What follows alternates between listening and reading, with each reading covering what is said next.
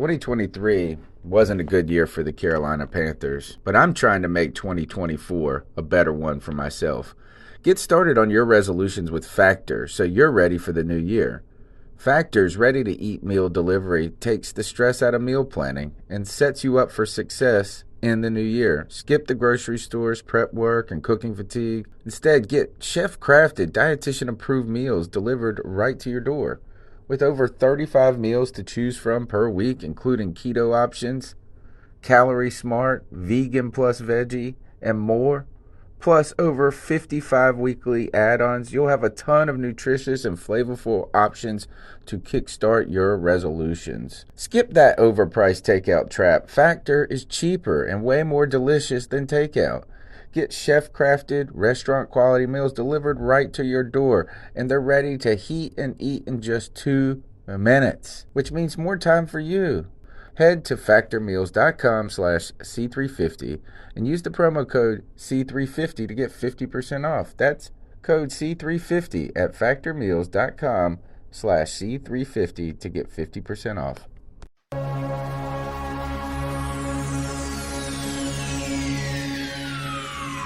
Ladies and gentlemen, may I have your attention, please?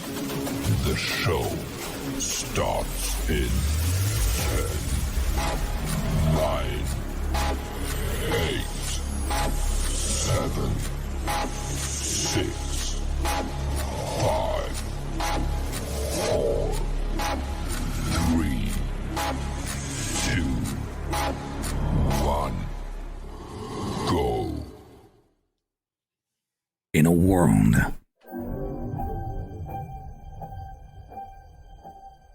where Carolina Panthers fans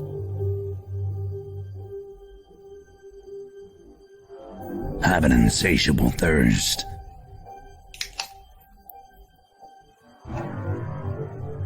for Panthers news and opinions. Panther fans unite! My name's Tony Dunn. Cody Lashney, how you doing? CK's in the house. How you doing, my friend? The Stat Daddy. But I think Derek Brown, hey man, he deserves that dab on him pick. Dab on him, Phil Snow. Dab on him. All the same, yeah, 100%. We can just Mine is going to go to the fullback. I'm going to dump on the Richie guy. Dab on him, Shaq. I'm going to put the towel on Matt Rule. Y'all took all the good ones. Only one post-game roars ferociously. It's the C3 Panthers post-game show. Folks, it's a heartbreaker. My heart has been broken over and over. Man, 26-24, the Panthers fall in what should have been a loss and then shouldn't have been a loss and then became a loss. Really tough. Welcome into the C3 Panthers postgame show, also a.k.a. Panther Therapy Session. My name's Tony Dunn. The number is 252-228-5098. The Panthers defense just got ran all over by a bigger Chubb than Chuba. Chuba didn't even get a carry, I don't even think. But Nick Chubb had a hard on this whole game for the Carolina Panthers. 141 yards rushing, couldn't stop anything. Cody, I'm going to introduce you in 1 second, but I want you to remember this. I need a poll. Who lost this game? The Panthers defense, the referees, or Ben McAdoo? Welcome to a really tough opening post-game show, Cody Lashney. Yeah, Tony Dunn. Man, in the perfect Panthers fashion, just like the Cardiac Cats, we go almost 3 quarters lifeless. And then right at the very end, all of a sudden, out of nowhere, the Panthers give you hope. They let you think that they're sustaining a drive, that they figured something out, that this offense can do it, that Baker Mayfield can do it. To have a rookie kicker making his NFL debut rip it right away from you, and your hearts are broken. And that's why you're here at your yearly therapy sessions here at the C3 Panthers podcast. My name is Cody Lashney. Panthers football is back. There's nowhere I'd rather be than right here with my boys, with the best Panther fans on YouTube, talking about these cardiac cats. You already know them and love them. My man Adam Sanders, Drew, Anthony Price, Dexter Henderson, Doc, King Rook, Panther Gal 73, Panther Pickle, Sub Zero, Supreme Leader, Tony Dunn. Ain't nothing to it but to do it, brother. Panthers football is back. Let's roll. The Panthers fall 26-24 in their home opener versus the Cleveland Browns, who have not won a opening week game since 1999, I think. The Carolina Panthers also, I was wrong. Chuba Hubbard did have one carry. But guess what? Christian McCaffrey was like non-existent in this game, not because Christian McCaffrey was balding and his helmet's way too tight.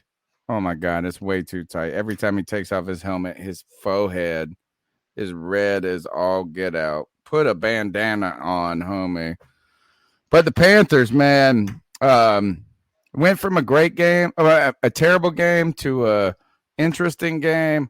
I got so many people to be mad at, but one of them that I'm not mad at is the man with the sexiest pipes in the world, CK. I know you were struggling to watch the game. I almost wish I wouldn't have sent you the bunk ass stream to watch, bro. Like, yeah. So first and foremost, I know we're not doing ice ups, but I'm gonna ice up CBS here locally in Southwest Virginia. Okay, they decided that it was more pertinent to play the Commanders game than the Panthers game. Right? Doesn't make any sense to me. You are in Redskin territory, bro. Sorry, it is right in the area. Like, it's a gray line, and at least we had something to play. Like, they were playing the Jacksonville Jaguars. I mean, the real reality is that's like the nothing burger of games if I've ever seen a nothing burger game. Right? It was exciting at the end too, wasn't it? It did get to be exciting, just like every one of these games, I think, came down to the wire from what I've seen so far. But nonetheless, like, yes, it's a heartbreaking way to have this happen. I think there's a lot of positive things to look at, but at the end of the day, we got the loss. And I think we have a lot more questions about things we thought that were shored up than are actually shored up. Told you this defense was suspect. First off, before we pass the mic off, shout our new member off, and then so we actually have. Don't worry, I know. Don't. Yeah, I know, but let's do the member with CK and the pipes real quick. We have a new C3 Superfan member. Welcome into the team. Welcome to the group. Welcome to this elite club, Doc J381. Welcome to the Superfan Club, and if you would like to hit that join button, it's right down low. It's only $1.99, but also hit the like. Subscribe, Cody. Absolutely. Then first, so we actually got two big donations. Big time. Nirvash earlier with the $20 says huge takeaways from the game. One, run defense is serious issues. Rule is a bum idiot. Baker threw the best Panther pass I saw since 2016. Cam to Ginn versus Raiders. Undecided on Baker, but that throw made me hype again. Yeah. That's Nirvash with the $20. And then the lovely, the wonderful Miss Sarah Taylor with the $50 love bomb, man. She says Baker with the walk-in 75-yard bomb. And really, listen, I know there's a lot of stuff that we're going to nitpick and we're going to go through and we're going to be really hard on this team for. But, man, out of nowhere in the third quarter, Baker just delivers a dime. And dare I say it, it was reminiscent last year when Sam Darnold hit that big shot to Robbie Anderson downfield for the touchdown. It was a very similar play, if I recall. That was not in the third quarter, though. See, that's the thing. Y'all had given up on Baker. There was one long bomb from Sam, and that was a touchdown. Then Baker does the same thing, and it felt like it was out of nowhere, Tony. I don't know where it came from, but when it happened, boy, it was incredible. this is where I'm excited about Baker Mayfield. I know that you guys had all. Look, we're watching Twitter. We're part of Twitter. I'm crushing this team in the beginning. I'm upset. We're all upset. In the group chat, in the background, you see some, even in the background DMs, it's even darker than what people publicly put out there. And I want to say this is that I knew, look, Baker came out there and was stinking it up early. Like you could tell, like there were jitters. He did what Baker does a lot. If you go back and watch what he did at Cleveland and a lot of his early games, even his good seasons, a lot of batted down passes, things like that, things that could have almost been interceptions. But what I saw was when Baker struggled and he walked to the sideline, I didn't know. I just didn't think he was broken and beaten. And Sam Darnold would have been broken and beaten. And that's where I think that third quarter comes out.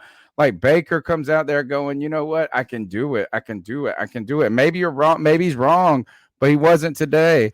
Throwing the big ass pass to Robbie Anderson, making that rush. You know what I'm saying? That's the chip that Baker brings to the table. But there are so many things to talk about in this show, and we need y'all's help, folks. We need y'all's help. The number is 252-228-5098. We'd love for you to be a part of this show and the conversation. What we really need to just figure out is what we think about. I don't know what we need to figure out. Like, I mean, I was so hyped about this team. I was so hyped about this team, Cody Lashney. I thought, well, not the team, but this season, I thought we were going to come out here. I thought Baker was going to stop him. I thought he was going to cook. I think maybe my biggest fear has come to fruition, and that the defense isn't as good as we thought it would be. Actually, as y'all thought it would be. Well, if you go back and look at everything, I have been very hesitant to over-endorse this defense. I was critical of them last year in this number 2 defense and bullshit like this. And this defense could not stop Nick Chubb, and we knew they needed to do that. And then they put in the other running back, and he just fucking walks in for touchdowns. This defense did not do it for us. And I understand the offense didn't put them in a great position early in the game, but it wasn't like they were fighting a crazy uphill battle. Look, and I know CK is upset at the defense too. And I get it. Our run defense is not better. And I have a lot of 5 years in a row. 5 years. I have a lot of negative things to say about Derek Brown too. But how is the biggest story of this game not that Ben McAdoo and Matt Rule are so idiotic that they don't know to run the football with Christian McCaffrey? How many batted down Baker Mayfield passes in a row do you need to see before you start running the football? And on top of that, Ikem Ekwonu had very real problems against Myles Garrett today. Which a lot of you can say, hey, that was to be expected. And a lot of people did think he was going to have some growing pains. But I'm telling you, man, that he had 2 really bad plays in a row that really cost us a drive. And I think that the whole left tackle competition was bullshit anyway. Because I don't think Brady Christensen did anything to lose that battle. But whatever, they were always going to give it to Icky. I think the fact of the matter is that they are not playing tough, run-first football. Yep. And the only way that Baker Mayfield is going to be continuously successful is if you're selective on when you take your shots downfield. You have to be more aggressive running the football, and we just weren't. And it's like, this is a brand new concept to Matt Rule, and it's infuriating. It's absolutely told y'all. Look, I told y'all when you guys kind of said, oh, we know what we drafted Icky. We did this. We want to be this run first football. We got once you got Ben McAdoo doesn't like to run. He likes to manufacture a run game through the pass game. So this was not surprising in the least. Hold on, before we move on, we had Roosevelt. Hope you started. Yeah, I got it. Roosevelt Longo says, "What's up, guys? Hey, David Tepper still likes losing. A loss is a loss. a blowout or close. Ain't that the truth? And got one from our man, 89 J Stubbs. He says, "Stop the run or die" with the 499 love bomb. Appreciate you, J Stubbs. Yeah, the run defense terrible. We'll get into that. To me, first and foremost was the offense because early on the defense was okay. They weren't incredible. They at least did the job to keep us in the game early on. It was when they continuously kept being out on the field over and over again that it really started to go downhill for our defense. I think that with the defense is that first is like, how about this? Is CJ Henderson, I thought, played well in the beginning of the game. And then people are going to shit on him a lot for the pass interference call where he like mugged that dude. Yeah. And, you know, you probably should do that no matter what.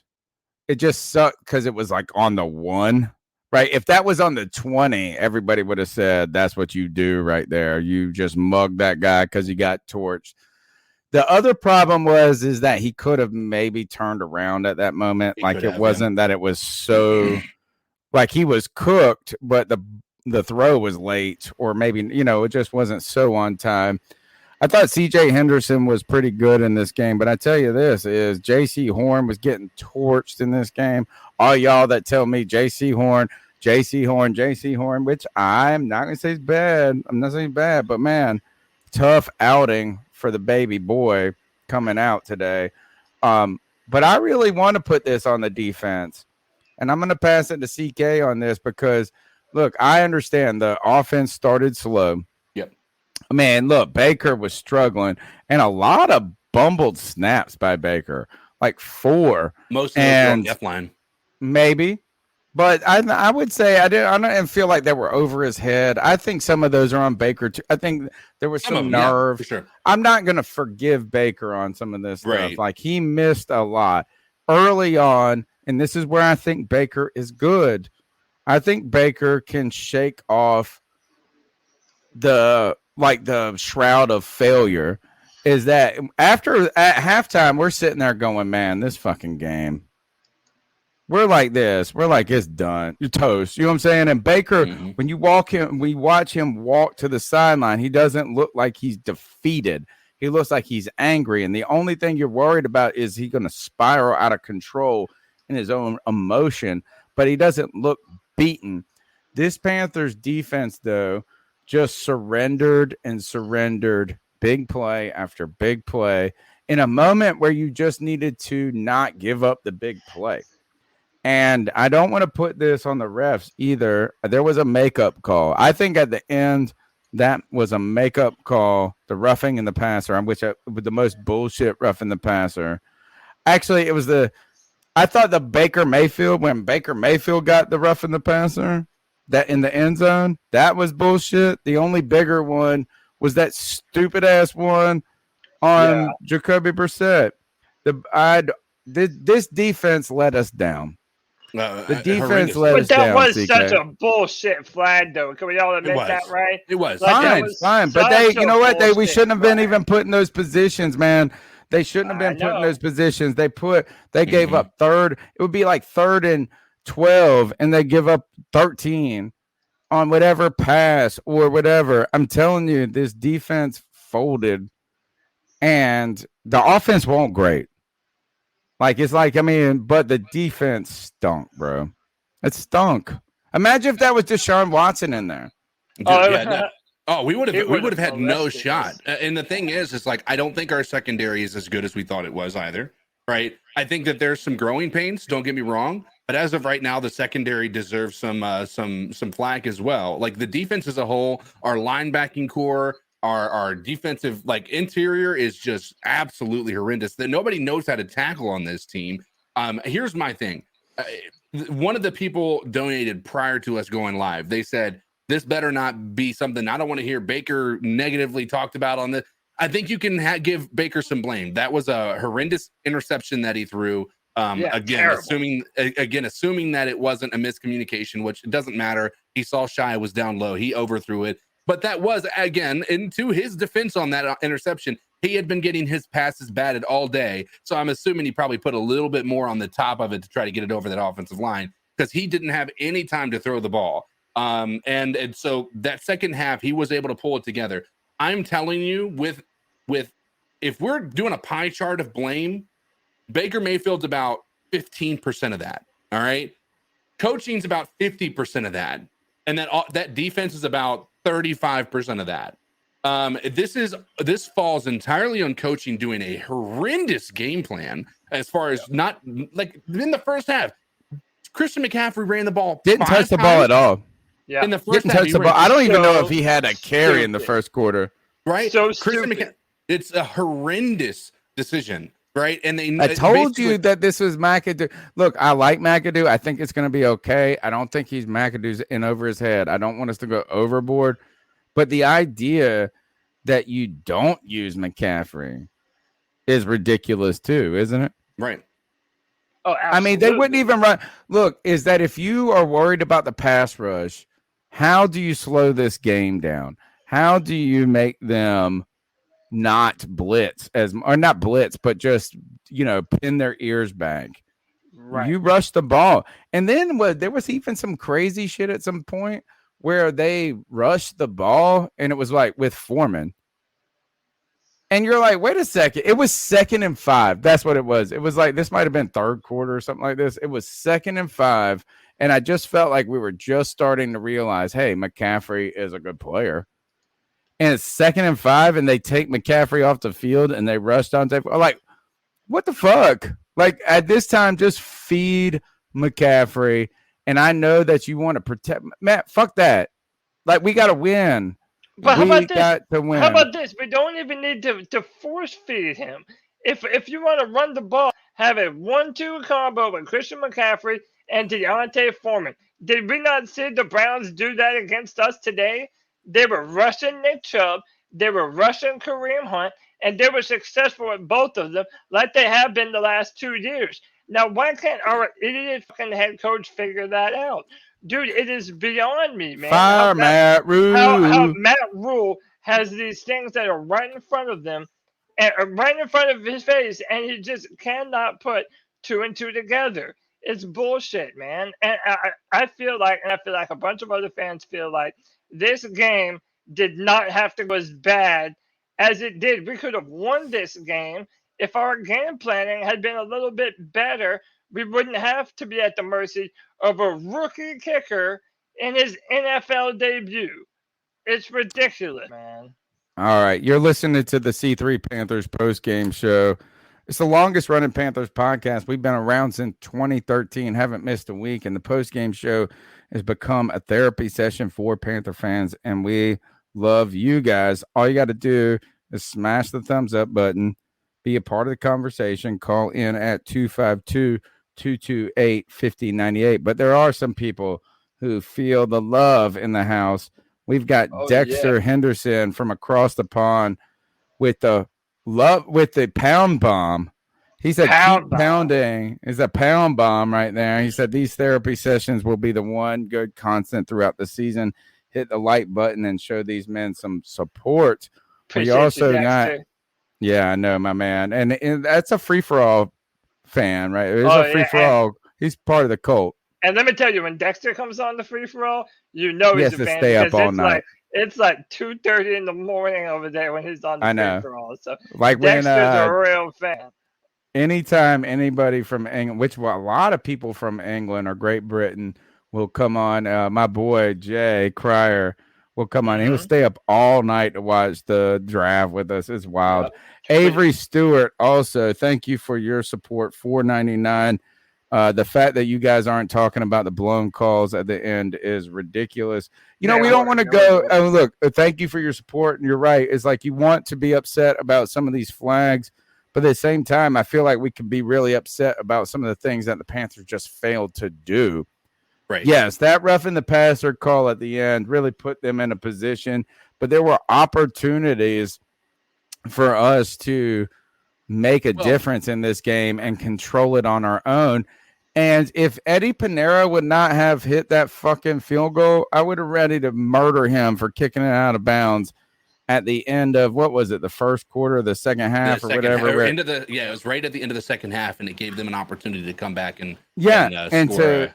Yes, and get in a position to do those things. And I also felt like we got a new member in this midst of this that we need. Yeah, we did. I got you. Just tell me what's next, or ask me what's next. I got you. Yeah, Panther. Oh, yeah, go ahead, CK. We have one new member of the C3 Superfan Club. I'd like to welcome you to the elite group of Panthers fans that have joined this club. Panther Mikey, welcome to the C3 Superfan Club. Hey, there we go. We do giveaways. If you're first of all, we hook everybody up. In fact, I am going to give away a T-shirt or two tonight for the best call. Right? Ooh. Is that the best call? And we'll vote on this. We'll kind of collectively vote through not only the people on the show here, us three, but as well as we'll get people chiming in the chat and some different things. Best call tonight's going to get a free T-shirt. Look, we got some good T-shirts here. The Voice of Panther Nation, CarolinaCatChronicles.com. I Stand with Cam. We've got Keep Pounding, the old English one. I got a lot of cool stuff there. So you guys call in at 252-228-5098. We want your perspective. Cody, if we could go ahead and maybe get that poll up. Who is lost? Who is it to blame in this the most? And I think this is the way I would rank if I was thinking about this. Is it's the defense, the refs, or Ben McAdoo? Right? And maybe you can add somebody else if you want, but that's who I was thinking. Yeah. Who is to blame? I'll put up a Thank good you. poll. Thank you very much. Thanks to man, this name always gets me. And name me on for the $4.99 love bomb. He says, thanks for doing the show, guys. Hey, man, this show is for the fans, by the fans. And when you have a head coach like Matt Rule, you're going to need some therapy. So, yes. While I pull up while I start to throw together this poll, I want to ask you guys and get this conversation going. What is the problem with our defense? Because I seem to think that it's a problem with our defensive line. And I got to be real with you. I was not impressed by Derek Brown's performance. Why? Today. Why is Derek Brown the problem? Why is he the problem? I felt like he was in on every play.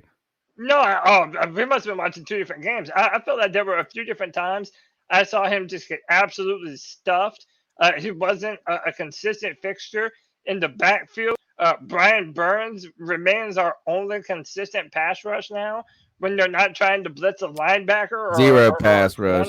Yeah, we have zero pass rush. And Derek Brown, again, I know he's just the one tech, but he has the ability to be a destroyer in the middle. And so far, I feel like he hasn't done that.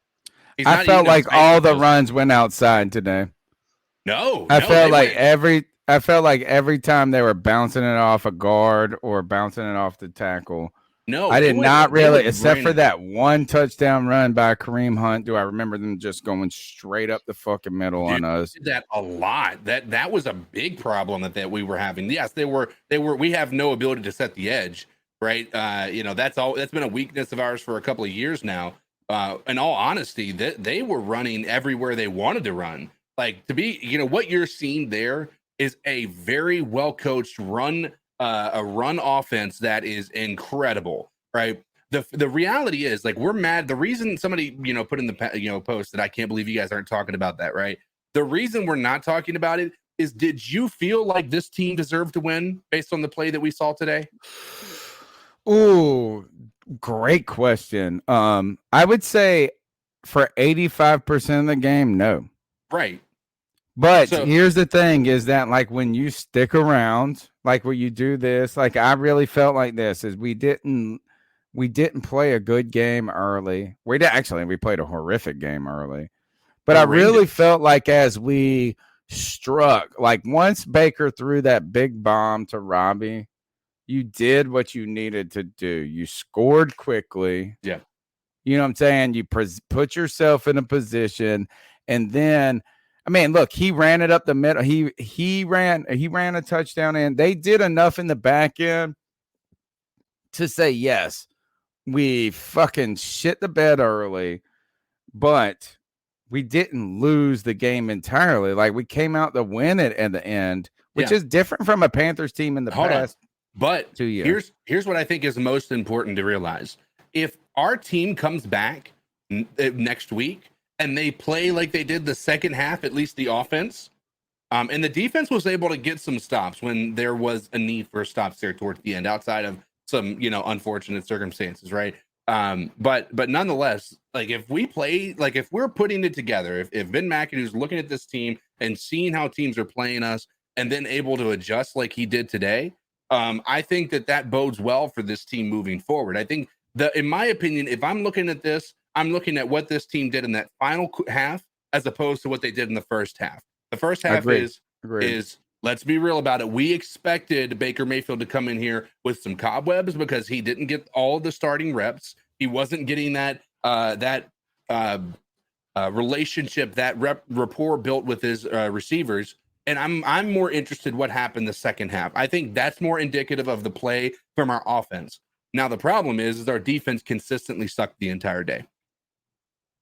I want to know why Baker Mayfield just continued to fumble the snap all the time. And let's not just blame it on Pat Elflein. I understand that, look, because everybody wants Bozeman. But it wasn't like that those snaps were like over his head or wrong. And when I look at this also, every time I look up in the chat and I see beautiful Sarah Taylor's $49.99 up on my Kings, I'm like grinning. I don't want to be happy about this damn Panther loss, but beautiful Sarah Taylor with such a beautiful donation. I feel like she needs another shout out. But why the hell is he snapping? Why did he fumble so much? I felt like in the beginning it was nerves. He was anxious. It was 4, right? It was 4 of them, and maybe 2 of them, even 5. It was so many. 2 of them at least were on Elflein. Like, what about the one time where he fumbled it and then Christian McCaffrey picked it up and took it like basically to the house? Yeah. You know what I'm saying? But by the way, these low snaps are on Elflein. And it has been a problem ever since he's been the center. It was a problem in the preseason. Is it really? Are you just thinking, were they low or were they just... Okay. They're low, Tony. They are low for anybody looking. They were low in the preseason. They were low today. It's like, how many times does bad snaps need to be a thing before we put in Bradley Bozeman? And by the way, knowing how bad your offensive line was last year, why are you letting any of the starters outside of Taylor Moton and Brady Christensen anywhere near this offensive line? What did you sign Bradley Bozeman for? A big, powerful, strong center. If you're not going to play him, it makes absolutely zero sense to me. Why not want the biggest, strongest men protecting their quarterback? But again, I don't know what world of common sense Matt Rule lives in. It's certainly not this one. And let's also keep in mind, a lot of people are, why Big Jordan? I see you out there trying to say that we said we'd win. We also thought we had a good defense, right? So if anybody, here's the reality. If you put this loss solely on Baker Mayfield's shoulders, you are a blind person who has no idea how football works, because clearly from what we saw, this was not a Baker problem. No, Baker could have played better. Let's be honest about that. He could have played better, but here's the thing. This is what Baker brings to the table, is that he brings that you're not out of it mentality. Right. And he put us in a position at the end of the game. He put us up. Mm-hmm. We were up. He rushed for a touchdown. He threw a big bomb, and he marched us down to get a field goal. We were up. So, is that the loss at the end of the day comes from the very fact that we could not stop them from marching down the field and kicking a 57-yarder, asshole. And look, and you can blame it on the refs. You can do this or that, but we just needed one stop. We needed one stop. And we needed those a couple of times in this game. This defense surrendered a couple of big third downs over and over. That was just unfair. Let's go ahead and shout out these new members, CK. and then we're going to bring in. I want to go to the cat calls and start cycling through some calls. We got a lot to do. Don't worry. This show is going to cover it all. We're going to cover the offense, the defense, and Matt Rule, who has arguably the most punchable face in the history of the world, in my opinion, may be the least to blame in this game. Oh, hot take. I know. Fire Matt Rule. Fire Matt. But no, like, there's a lot of other people in the process. Go ahead, CK. Let them pipes sing.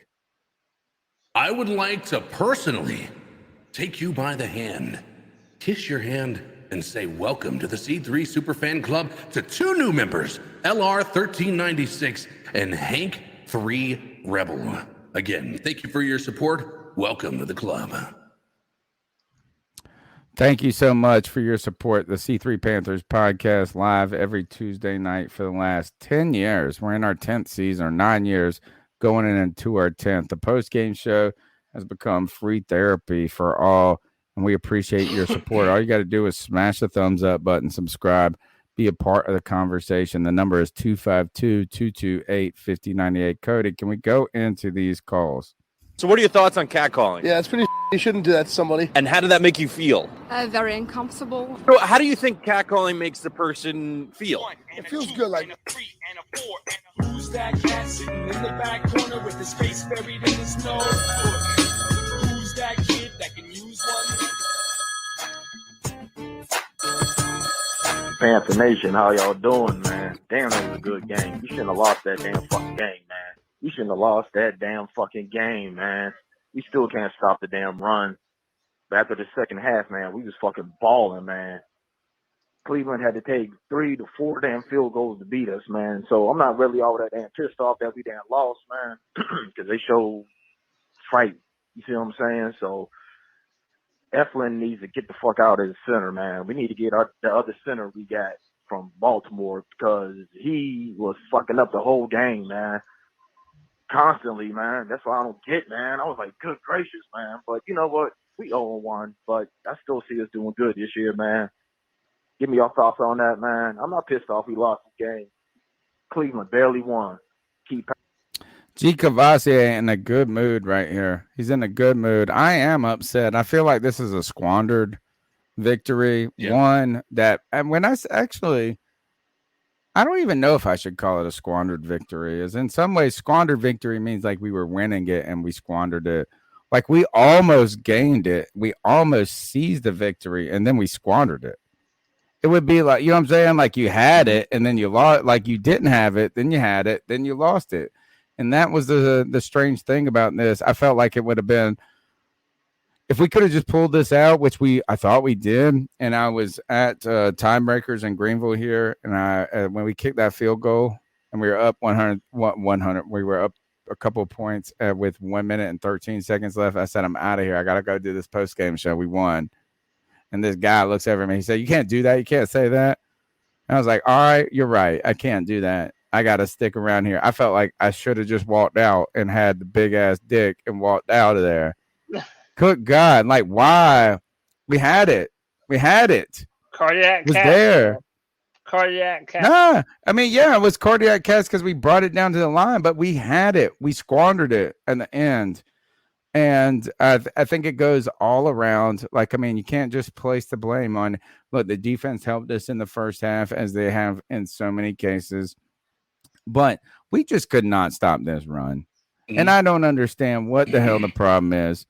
I just don't understand how, when you know a team, the only thing they can do against you is run the ball, and maybe Nick Chubb is just that. Maybe he's just Nick Hard on. So I don't know. The number is 252-228-5098.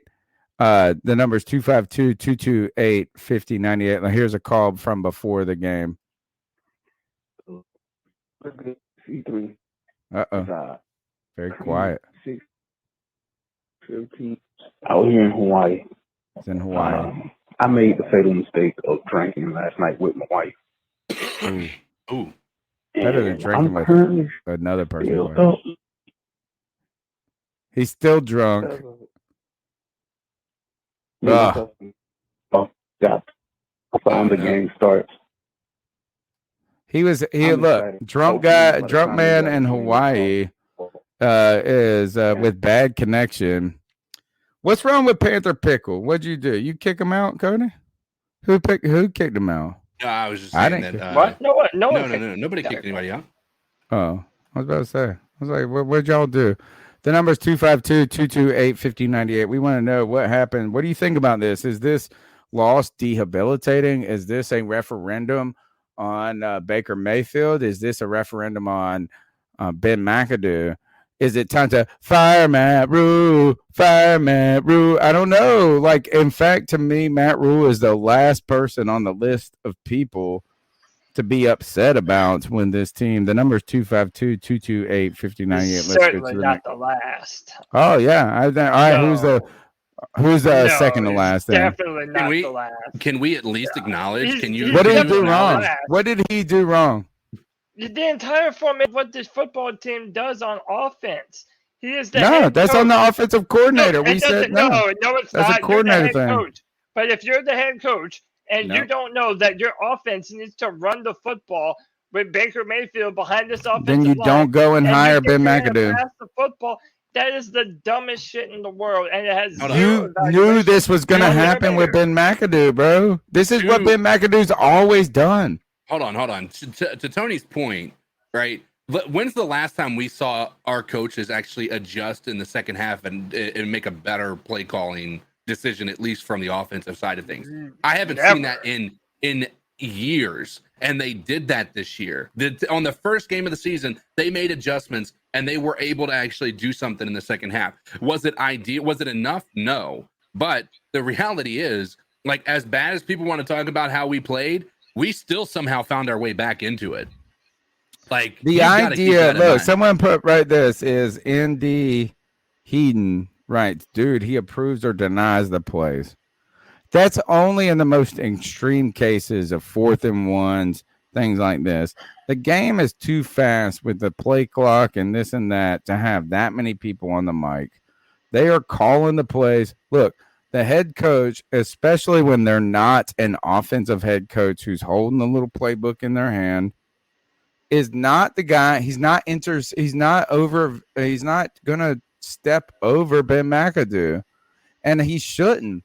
He should let the offensive coordinator call the game that he believes is right, or he should be the offensive coordinator. But do you need to be that I don't kind of think guy that is. in order to know that your offense is going in the wrong direction? He has the authority to make a change. Bro, this is the whole point with all this bullshit that y'all bought into last year when he's like, we need to run the ball 30 or 40 times. He was just saying that shit to make y'all happy. That's all it was. He was just saying it to make you happy. When you went and hired Ben McAdoo, even in Ben McAdoo's introductory press conference, he says, you know how much I love to throw the ball. That's what he said. He said, you know how much I throw. He likes to throw the ball. In fact, if anything, if you're really upset with McAdoo, is why didn't he throw the ball to Christian McCaffrey more? That would have been the real thing, is not just rushing the ball. Why didn't we just get Christian McCaffrey involved in a different means and different way? No. If you want to be critical, I think the criticism on the play calling falls solely on Ben McAdoo, which I am not out on. I think he can be good. I think he will be good. I think this one definitely didn't work out well. But I don't think this is a Matt Rule thing, other than just Matt Rule being a punchable face.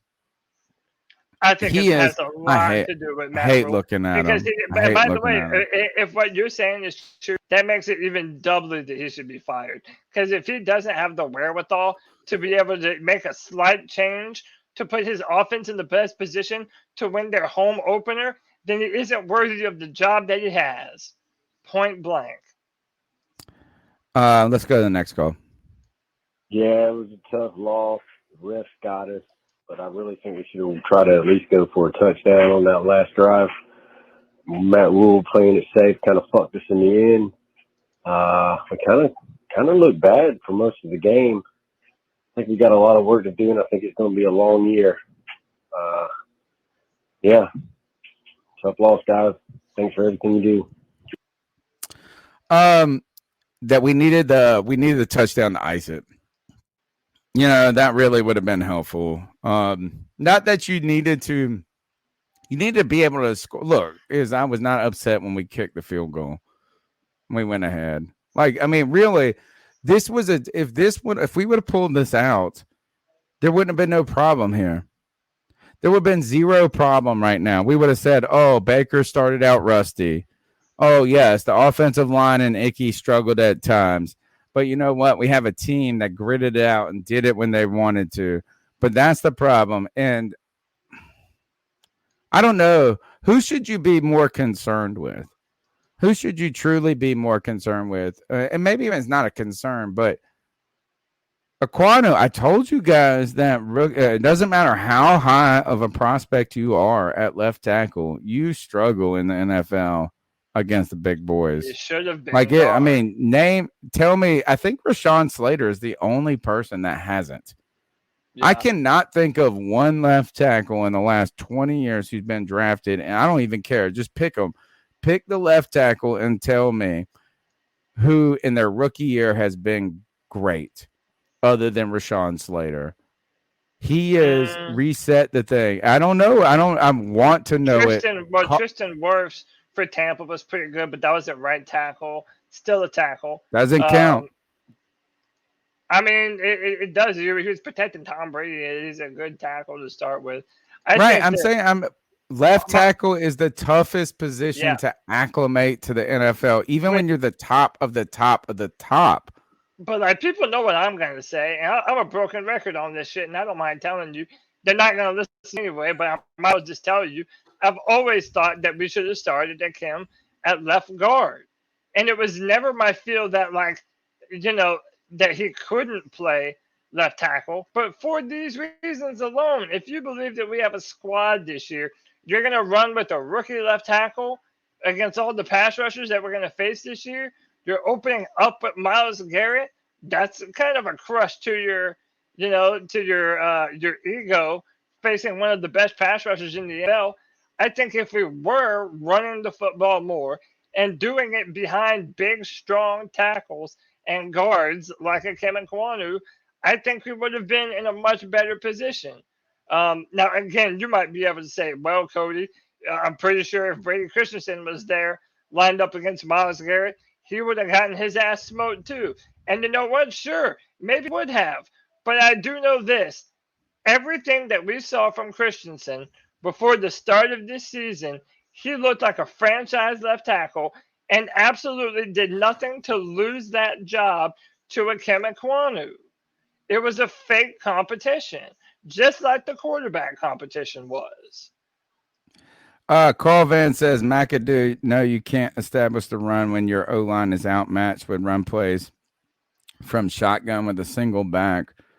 Look, I think there's some truth to that, but I think there's also truth to that you can't establish the run if you don't try to establish the run. I really don't know. I think you're muted, by the way, CK. I don't remember even giving the ball to Christian McCaffrey in the first 12 minutes of the game. Oh no! Again, I think it was less than 5 that he got in the first quarter. It was a horrendous decision to not have Christian McCaffrey put in there. But I also think that's how you combat the pass rushing that they have. Right? Those guys are coming from the edge. You attack the center. That's been their weakness. Yes, that's run it up the middle. Coming into this, that is where you've got to. Right now, the edges. Maybe a screen. How about a screen fucking pass? How about a screen? Let them come in. Let them leak in and screen it to them. Right. Well, but here's my question, because I think the first half, Icky had a horrible first half, and I think a start to the third quarter was maybe not great. But I felt like when I was watching him, and it might have been because they had some help come his way, I felt like he did a pretty good job there the second half. Baker was pretty clean by that point, but I'd have to go back and watch the tape. It just felt like when I was paying attention to that uncertain plays, it seemed like Icky was holding his own against Myles there after the first half. It's first game. It's a rookie. He's going against, again, what most people are going to argue is the best defensive lineman in the football in playing football right now. Right, this is a guy who is the odds-on favorite for having the defensive player of the year. Stupid mustache. I want to fucking punch him in his face with that dumb mustache. gosh. The number is 252-228-5098. That's 252-228-5098. We want you to be a part of the conversation. The one thing I want you to do is, not only subscribe and call into the show, right? But we want you to just be part of the conversation. You can do that by chiming in the chat, following us on Facebook, Twitter, all the things you do. And look, I forgot to say this. Actually, I didn't forget it. I told you guys earlier we're going to give away a T-shirt, maybe even more prizes if you guys bring it. Best call tonight is going to get a free T-shirt from the C3 Panthers podcast. We got a lot of good ones for you to choose from, or at least for me to choose from to give you one. You got to call in, though, and bring your mojo, bring your stuff, bring your Baker second half mojo, bring your Christian McCaffrey juice at the end, whatever you think the juice is. Yeah.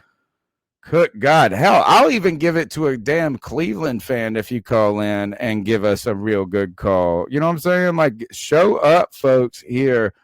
We have invested so much here for this moment today. We have invested our entire offseason, our entire lives. And we're going to be here for a long time talking about this. The number is 252-228-5098. Let's go to the next call. Hey, hold on. Before we go to that next call, dude, look, the post-game shows are some of our biggest shows of the season, man.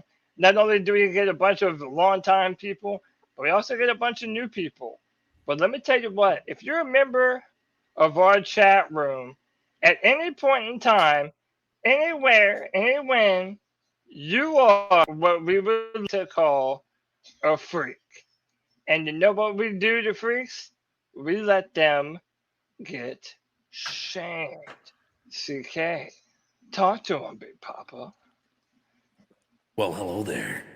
Welcome into the C3 Panthers post-game show. You've showed up to either talk shit about Baker Mayfield and cheer on the Browns win, or you're here to enjoy your therapy session, to talk about the Carolina Panthers disappointing in very disappointing fashion, as it were. But you've come in here, you've watched for about an hour, you've said, you know what? I haven't hit that like button yet because I want to be shamed. Well, I'm here to do that for you. If you haven't hit that like button, if you haven't hit that subscribe button, I have one thing to say to all you freaks. Subscriber shame.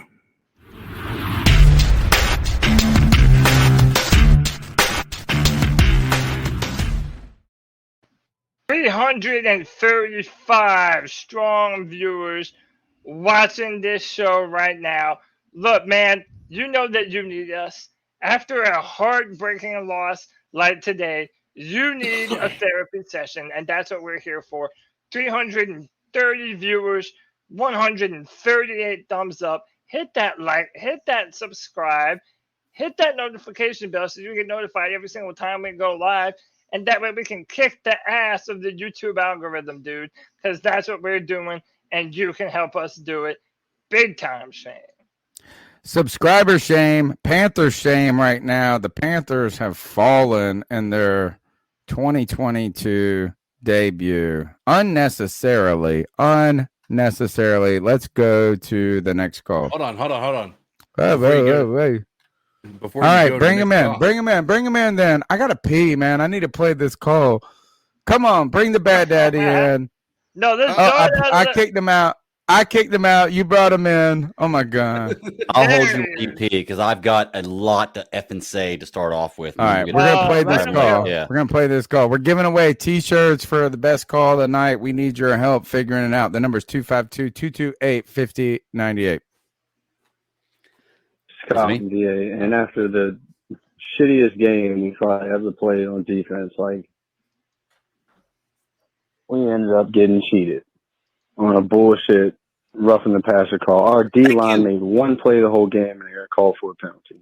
Makeup call. It was a makeup call. Ben For what, though? McAdoo Makeup call for what? refuses to run. Our D-line was non-existent. I don't give a fuck what anyone says. They didn't get any pressure damn near the whole game. Baker showed heart. McCaffrey looked great.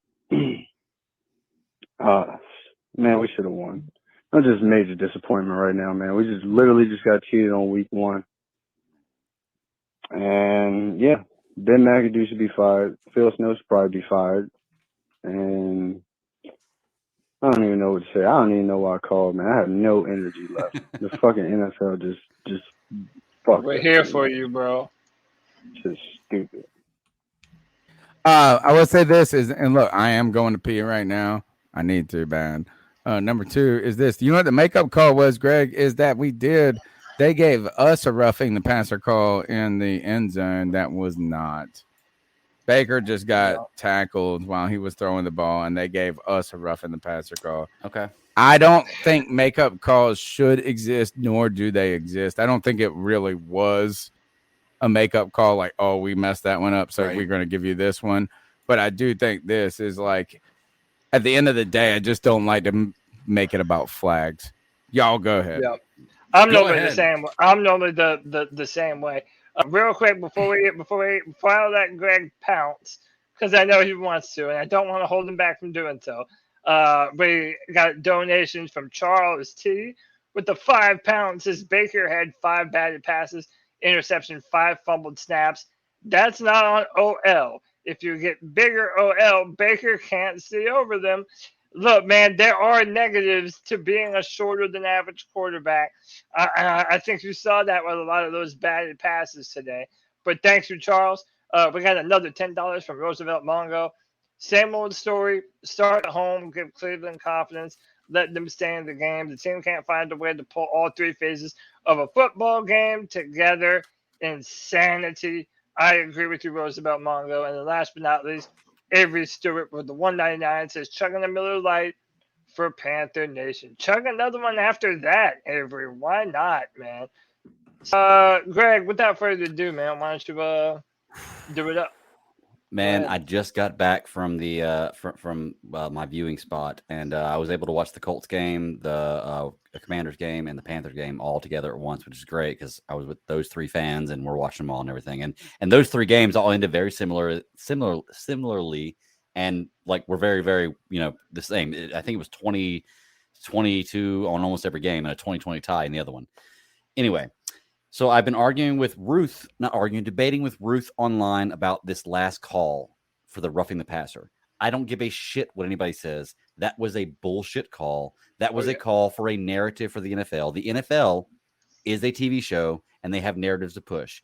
Now, I don't know their narratives. None of us do going in, but I'd be willing to bet one of them is trying to redeem Deshaun Watson for not suspending him the whole season based on the bullshit stuff that he did. And giving the Cleveland Browns an easy win at the beginning of the season is a good way to do that. Once again, conspiracy theory, tinfoil hat, that's all a thing. But I do believe the NFL has a narrative. That last call was bullshit. And I went back and forth with Ruthless and Line, and they made very good points about everything. And I get it. And what we finally came down to was, well, if a player touches a quarterback's helmet while they're standing, it is roughing the passer. That's bullshit, okay? That is bullshit because I can guarantee you on the 4 sacks that Baker Mayfield took today, I can go back and I can find his helmet being touched during those 4 sacks, and they didn't call roughing the passer. So that is a bullshit call. That call specifically cost us this game, and I will die on that hill. Now, the other thing that I will die on today is C.J. Henderson is garbage. I've been calling it since day one. Since we got him, I did not like this guy. I did not want him. There's a reason that Jacksonville gave up on him and gave him to us for nothing. He is garbage. That particular bad defensive call and his play cost us this game. That was a Pee-wee level Pop Warner blown coverage that he gave, and then a terrible, terrible attempt to save himself. Look, guy, he's in the end zone. If he catches the ball, you don't have to tackle him. It's over. Your main goal should be to stop him from catching the ball. He chose to just sling the guy around and tackle him. That is a Pop Warner Pee-wee NFL play. C.J. Henderson, I have never been on your side with this, and I'm sorry I hate being like this with a player, but I wish you were not on our team. James Bradbury had an amazing pick 6 today. Bring him back. Please bring him back. I do not want C.J. Henderson. I've said since day one, go check the tape. He is garbage, and today he proved it. Oh man, I don't know about that one. I would agree with that. Let me just shout out one. Let me just shout out 2. I'll go right to you. Shout out to M Chief with the $3. Appreciate you, M Chief. And then our boy 10 Tizzy says, hit that fucking like button, people. Share and sub. CK, talk to him. Yes. So first, that if we want to live and die on one play, I can tell you a tremendous amount of one plays that Dante Jackson has had, that even today that JC Horn has had, and even some of the best. I mean, I can sit there and talk about Jalen Ramsey and how he got destroyed by Cooper Kupp on primetime television Thursday night. I'm not ready to crown him as a bust. I think that if you look at the entirety of the game, the secondary wasn't a major problem. Jacoby Brissett wasn't accurate with his throwing. Jacoby Brissett is going to be, when the Browns face a team that's able to stop the run, they're fucked. They are fucked. Just based on what I saw from Jacoby Brissett is not the guy who's going to win you these games, and that's not what you guys are hoping he is. But if for the next 10 games you face anybody else that's going to be able to stop the run, you are not going to win. I'm sorry to say it. Jacoby Brissett was overthrowing people, underthrowing people, just completely off the mark. So at the same time, I think you've got to give the secondary some credit as well. It's not like we were getting lit up there. The part that was tough is that we were getting destroyed in the trenches. I wanted to been lit up, bro. JC Horn in that first quarter, they could have had a lot on JC Horn, bro. I'll give you that. Yeah, they could have. Yeah, so look, there were a few of our players, and to me, I still think it's a tale of two halves. I think our defense wasn't as bad as we're making it out to be early, and then it's like a flood hit, and everything started to go bad for us, and it all started when we couldn't stop the run. You notice early on, they didn't have a lot of success passing the football at all, and for the most part, whenever Jacoby Brissett would roll out of the pocket, he would look downfield and he wouldn't see much. So I want to say stop. Y'all making all these excuses, that's bro. not making excuses. The second excuse. No, this is excuse after excuse. And CJ Henderson started falling off a cliff because the offense couldn't do a damn thing during the entire fucking game. No. Look, you cannot keep pinning that the failures on the offense are only failures on the defense. Look, first of all, the offense didn't just so shit the bed where the defense was exhausted this time. That's not the case. Number two is the problem with the defense has been the same problem it's been. And look, y'all told me that this offense was the fucking dopest shit you have ever seen last year. Remember when even Matt Rule was coming out there and going, "Oh, number two defense." I meant the defense. The defense and dopest defense we've ever seen. Number two in the league. Fuck that. Here's the thing. The defense doesn't show up when it matters. Yeah. When it matters. Ryan Burns at the end of the day yes, the defense kept us in the game early, but you should against the fucking Browns when they only have Nick Chubb and they got Brissett. Don't overly clap about them doing what the fuck they're supposed to do. The problem is this. It's 3rd and 8. And you give up a 12-yard run or a 12-yard pass to it. The defense folds when we just need one fucking stop. Yeah. And that's why they kept going for it on 4th down, because they knew we would. Look, I'll give one counter to Tony's point and one counter to CK's point here. One counter to Tony's point is we did play against, in my opinion, probably the best running back duo in the league with Kareem Hunt and Nick Chubb. I like that. So I would agree that even if you hold those two to 115 yards collectively, that's not a bad game because they're both some of the best running backs in the NFL. Well, you didn't do that though. Right. Nick Chubb had 147 yards rushing. Right. I just want to say that it's not time of the farm on JC Horn or CJ Henderson. No. We don't got to do that. But I've always hated CJ Henderson. Tony, I'm not talking to you. I'm talking to Greg. He's talking to me because I've always hated CJ Henderson. Greg says CJ Henderson is basically GTFO. And what I'm saying is that we need more time than just one game to say, okay, everybody's trash. Because Greg, we hold have on more though. Than one. Because then by that metric, I could take JC Horn today, who was falling over himself, looking like a baby giraffe out there. And he also did not look good.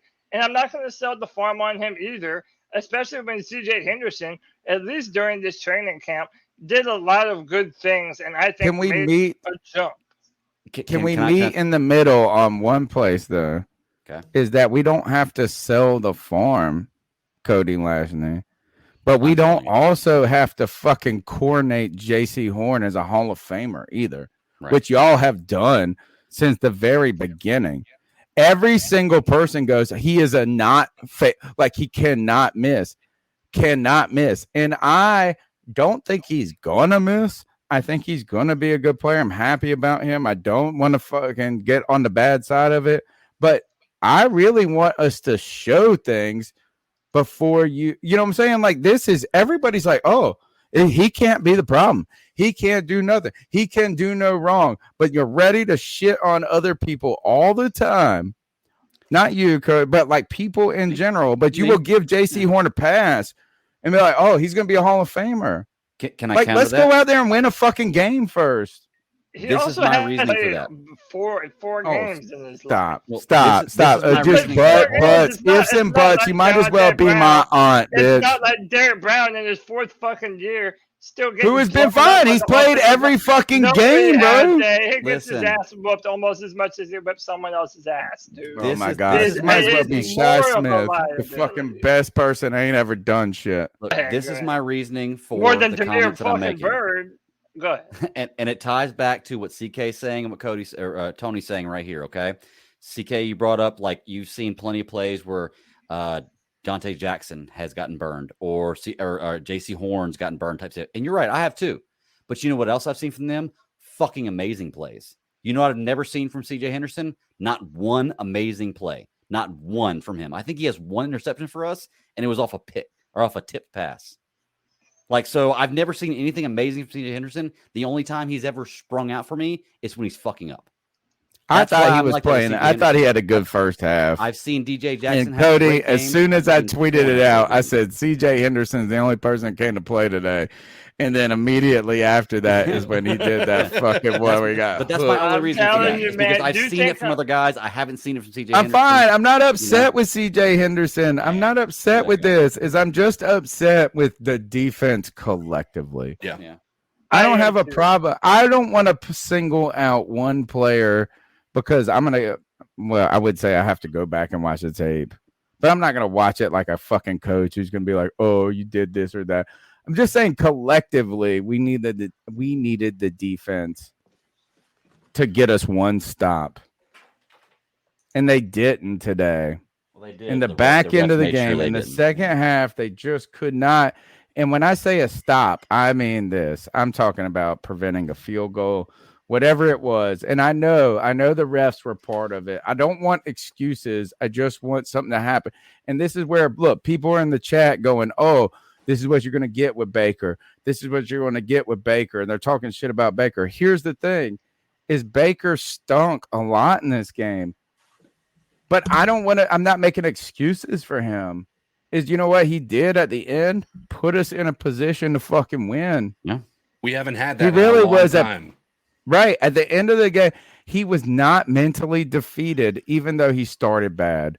Right. I thought Baker was going to come out here and slay it today. I really did. I thought he was feeling good. I thought we were going to be in a position that, like, especially when the Browns offense wasn't getting it done and our defense did enough. And I thought, oh, Baker's going to get the jitters out. He fumbled it. He threw a bad pass. He got away with some stuff. I thought all of a sudden he's going to slay it. And then it was like, oh, shit, he's not slaying it. He might stink. And then you watch him go to the sidelines, and he don't think that way. You know what I'm saying? He's getting mad. He's getting angry in a good way. And he came out, and I tell you this, Ian Thomas, you slow as fuck. Oh, God. God, Yes. but man, God, yes. thank you. That's a I think that touchdown was by the Greg biggest Olsen. play of the game. That's a touchdown. I think No, that the Ian biggest play may have been- Thomas may have been pass or may have been turned this game It our did. direction. I don't think like so. I that- think the pass to Robbie Anderson turned it around because if we didn't score quickly within a minute and a half, the game was over, and we scored. But that more. did set it up, Yeah. though. He's talking that Ian Thomas, like, it kind of got the Was the ball wrong. first positive so, thing. So my thing is this: I'm not making excuses for anyone, but what I 1,000% am saying, and what the Panthers have not done in 3 years, is play complementary football. Get your defense on the field. The Panthers offense never plays a full foot game, 4 quarters worth of coherent offense. We never do it. That first half was absolutely inept. Trash. The defense started out well, and then they started to play like trash. I'm not making excuses for the They defense, weren't even but well. you're also The not only gonna fact tell that me the those only two reason things that they were are well, not Cody, is that the correlated. Browns weren't good, bro. Agreed. Nick Chubb was popping off 8 yards a carry from the very beginning. So let's not act like the defense was just great in the beginning. It was a lot the Browns being It wasn't bad. the biggest problem, though. It was our bullshit offense that couldn't run for a first down to save their life. That was passing the football with a quarterback that's prone to throw interceptions. And did you It notice is that we were what, and by passing the way, he did throw an interception. Yeah. So Well, did you notice too? We're passing the whole time, and every time we put the ball in Christian McCaffrey's hands to run, he's gaining 4 or 5 yards a carry. Dude, if we Well, had like, had that in the it's game plan ridiculous. early on, I don't think Yeah. this is like anywhere close to being a Yeah, we blow Browns him out. win. I agree. Yeah. We held back Christian McCaffrey for his health's sake, I Yes. guess. I have no idea why. Dude, but I that think may it's have cost 'cause us of- the game. The fact that first half showed me one thing. They were trying so hard to keep Christian McCaffrey out of the game plan. It's ridiculous. It makes no sense to me why this was the outcome for the first half. Like, why did you come out with that being the goal? It felt like their entire thing was, we're going to prove to the world that we can win without Christian McCaffrey. Fuck off. He's your best player on the entire football field. Yes. Put that dude, put the Win ball with in his him. hand, get him down the field, let him make plays and do what he's been doing his entire career for the Carolina Panthers. And that's get positive yards and also do clutch things. When Baker Mayfield fumbled the ball, right, in that snap, let's be real. Christian McCaffrey saved the fucking day with a 28-yard Oh my god! run And it down picked the it up, field. and yeah.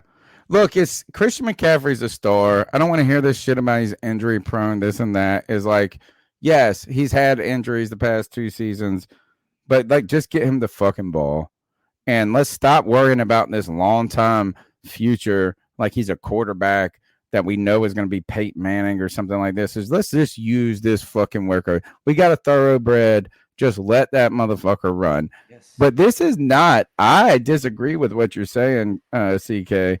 I don't think this was protecting Christian McCaffrey. I think this is Ben McAdoo's offense. I think this is what Ben McAdoo likes to do. And if anything, I think what Ben McAdoo would say when he comes back to this is not that we needed to run the ball more, but we needed to get Christian McCaffrey involved more. And Did he have 5 catches?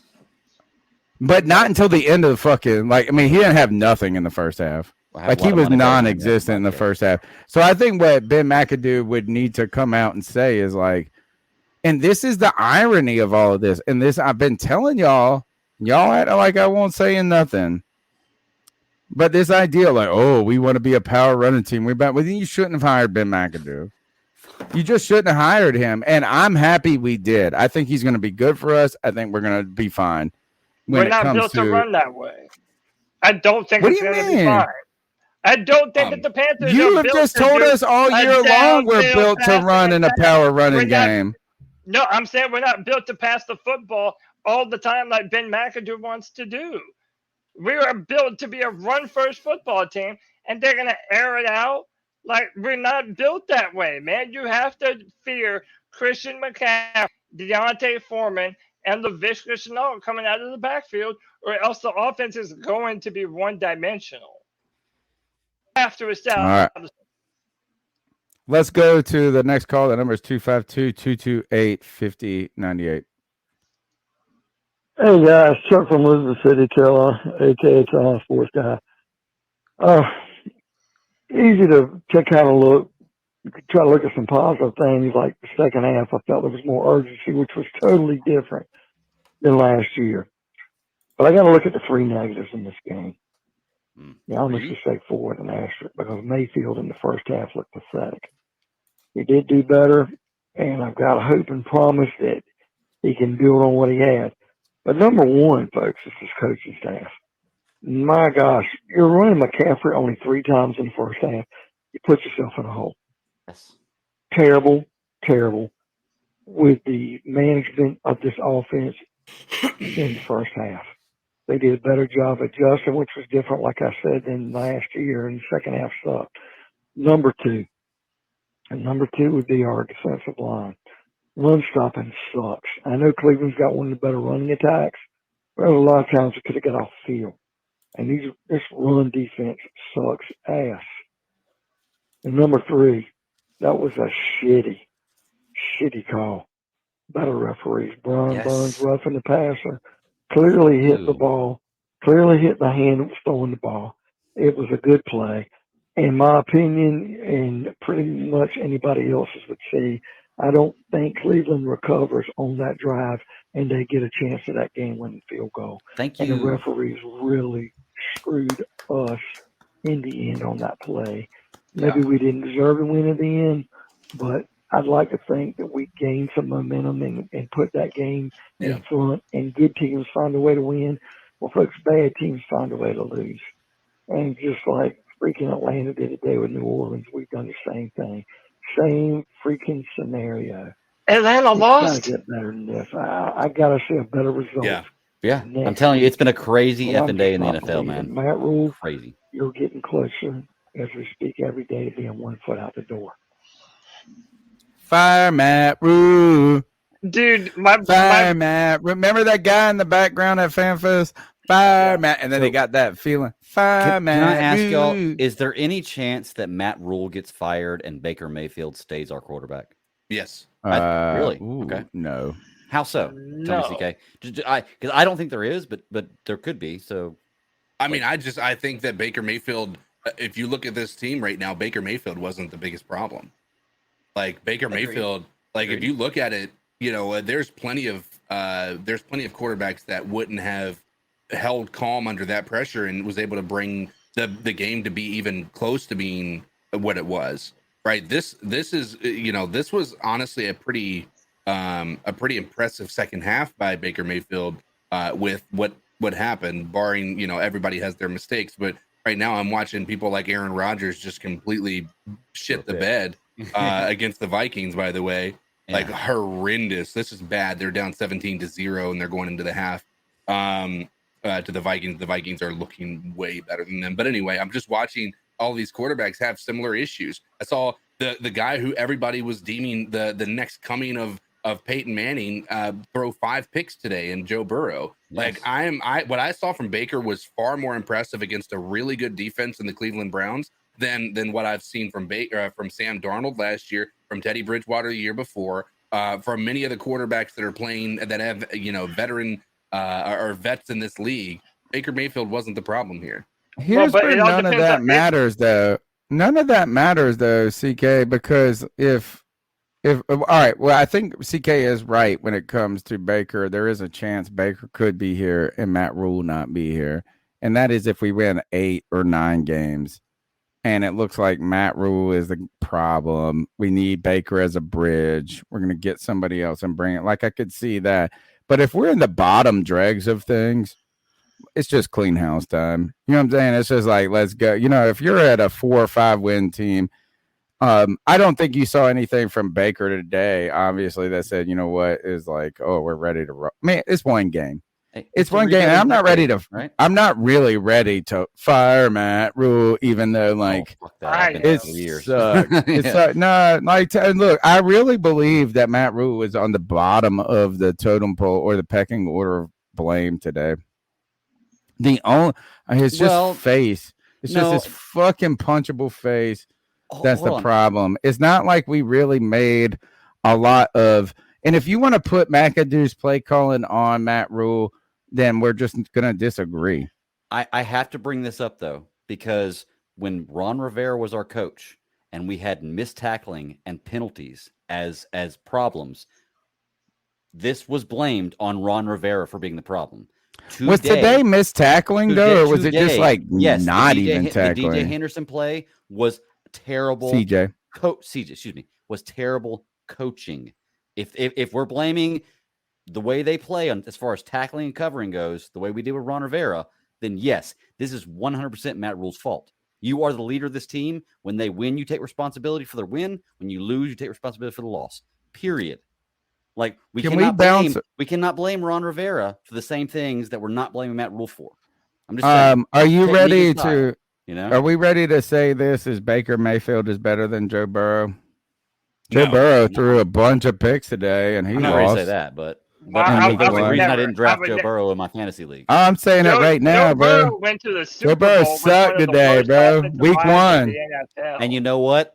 You know what? A backup quarterback for Philly won the Super Bowl. Sometimes things roll well, and it happens. Broke like clock that. is right twice a day. Does not mean that you're Burrow- the best in the league. It does not Burrow- mean that you were. It was Stunk you today. like it was Look at- that you were the full reason it happened. 5 Sometimes Who interceptions. would you break that rather way. have right now, Joe Burrow or Baker Mayfield? Joe Burrow. Baker, baby. I'd rather Joe have Burrow. Baker. To be Joe honest with you. Burrow. Just Give kidding. me Joe a Burrow all day. break, Yeah. dude. Joe Burrow. Baker. Joe Burrow. Joe Burrow. There is- But here's there- the Look, I'm just saying this is let's not over freak out about week 1 and 1 performance. yeah. All right. Let's think about this. Is that and this is why I don't think Matt Rule is at the top. Look, I'm not a Matt Rule fan. I'm on the fire Matt Rule. Don't worry. Like I'm not on the Matt Rule train, but like let's not over freak out in week 1.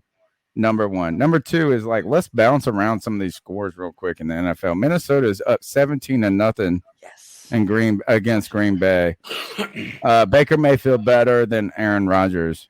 Baker Mayfield better than Joe Burrow today, who lost to the Pittsburgh Steelers by more points than we did. So we lost by less points. And he came back from a huge Somehow deficit, they were so I will say that. somehow they were still in that game after throwing 5 interceptions. I know. Tell me That's wild. a world It's where wild. that makes sense. What about this is like Greg was saying, wild day in the NFL. New Orleans comes back and wins against Atlanta, which kind of Michael righted the Thomas, 2 world. touchdowns. Yeah, Chicago. My brother called me during the Saints game, and he's like, "Oh, is your game going as bad as ours?" Oh, he was ready to jump, man. Like he was feeling bad. So the fact that they came back, dude, never depend on the Falcons. That like one of the Falcons during our picks. That's why I never pick the Falcons, dude. You cannot fucking depend on them, even when they're up. It's good for them. What about Chicago stomping San Francisco 19-10? And really, here's some other wild scores right here for me. Or wild games is Philadelphia was handing, like they were all over Detroit. Yep. Detroit comes back, and maybe I need to go back and look at it a little closer. I'm just looking at the scores right now. I was watching some of these games earlier. My attention was focused on the Panthers game, but I felt like Philly was really in control of this game. The final score is 38-35. Another one that's wild, Indy was down like 20-3 or something. They come back and tie the game. We got our first tie of the season, 2020. And I thought another one that was too is that Jacksonville comes back and throws a punching shot at the Commanders, and the Commanders come back and win it in the end. If the Panthers could have just pulled this out, we would have been part of this late game narrative. No. Can I say right now, pushing this narrative that the NFL is a TV show? Okay. I'm watching this Packers game. The Vikings kicker just got a roughing the kicker call, right? Running into the kicker, but running into the kicker, right? He kicks the ball and basically puts his foot through the guy's defender's chest. throat. And It's in the defender gets called for the penalty. This is why. And what do you know? It's against the Packers to help the Packers out. The NFL's the TV show. that helps. That was against the Vikings. I mean, that was against the Packers. I mean, right, but it helped the Packers out, right? They're going for it now and not punting it. Well, they're on the field. They punted Rodgers it. on the field. So the Vikings were punting it, and so the Packers got the penalty against them. It gave them more yards. Okay, Yeah. it still helped the Packers out. That's what I'm saying. I This do is a wanna- narrative, No, it man. didn't. Dude, It he hurt the literally Packers. put his foot in the guy's throat, and they called a penalty on the guy who ran into his foot. Like seriously, what happened to the NFL? He got him right What here happened? on this part. But either way, that's still like if you get close enough to where the kicker can pretend to fall down and get hurt, it's on the kicker. I mean, it's on the person getting That's close what I'm to the saying. That's kicker. what's wrong with the NFL. They're football players. Let them fucking Right. play. Why can't you tackle a kicker? Fuck the bullshit. Hey, Why can't you tackle a kicker? Before we go forward, we've got a little bit backed up here. We've got 2 new members and a donation. First up, CK, one of our brand new super fans. We have 2 new members of the C3 Superfan Club. I want to welcome Andy Sims, Ryan Ingram into the Superfan Club. Thank you so much for your support.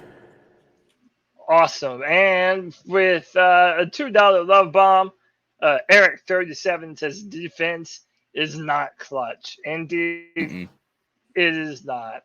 What you got, Tony? Let's go to the next call.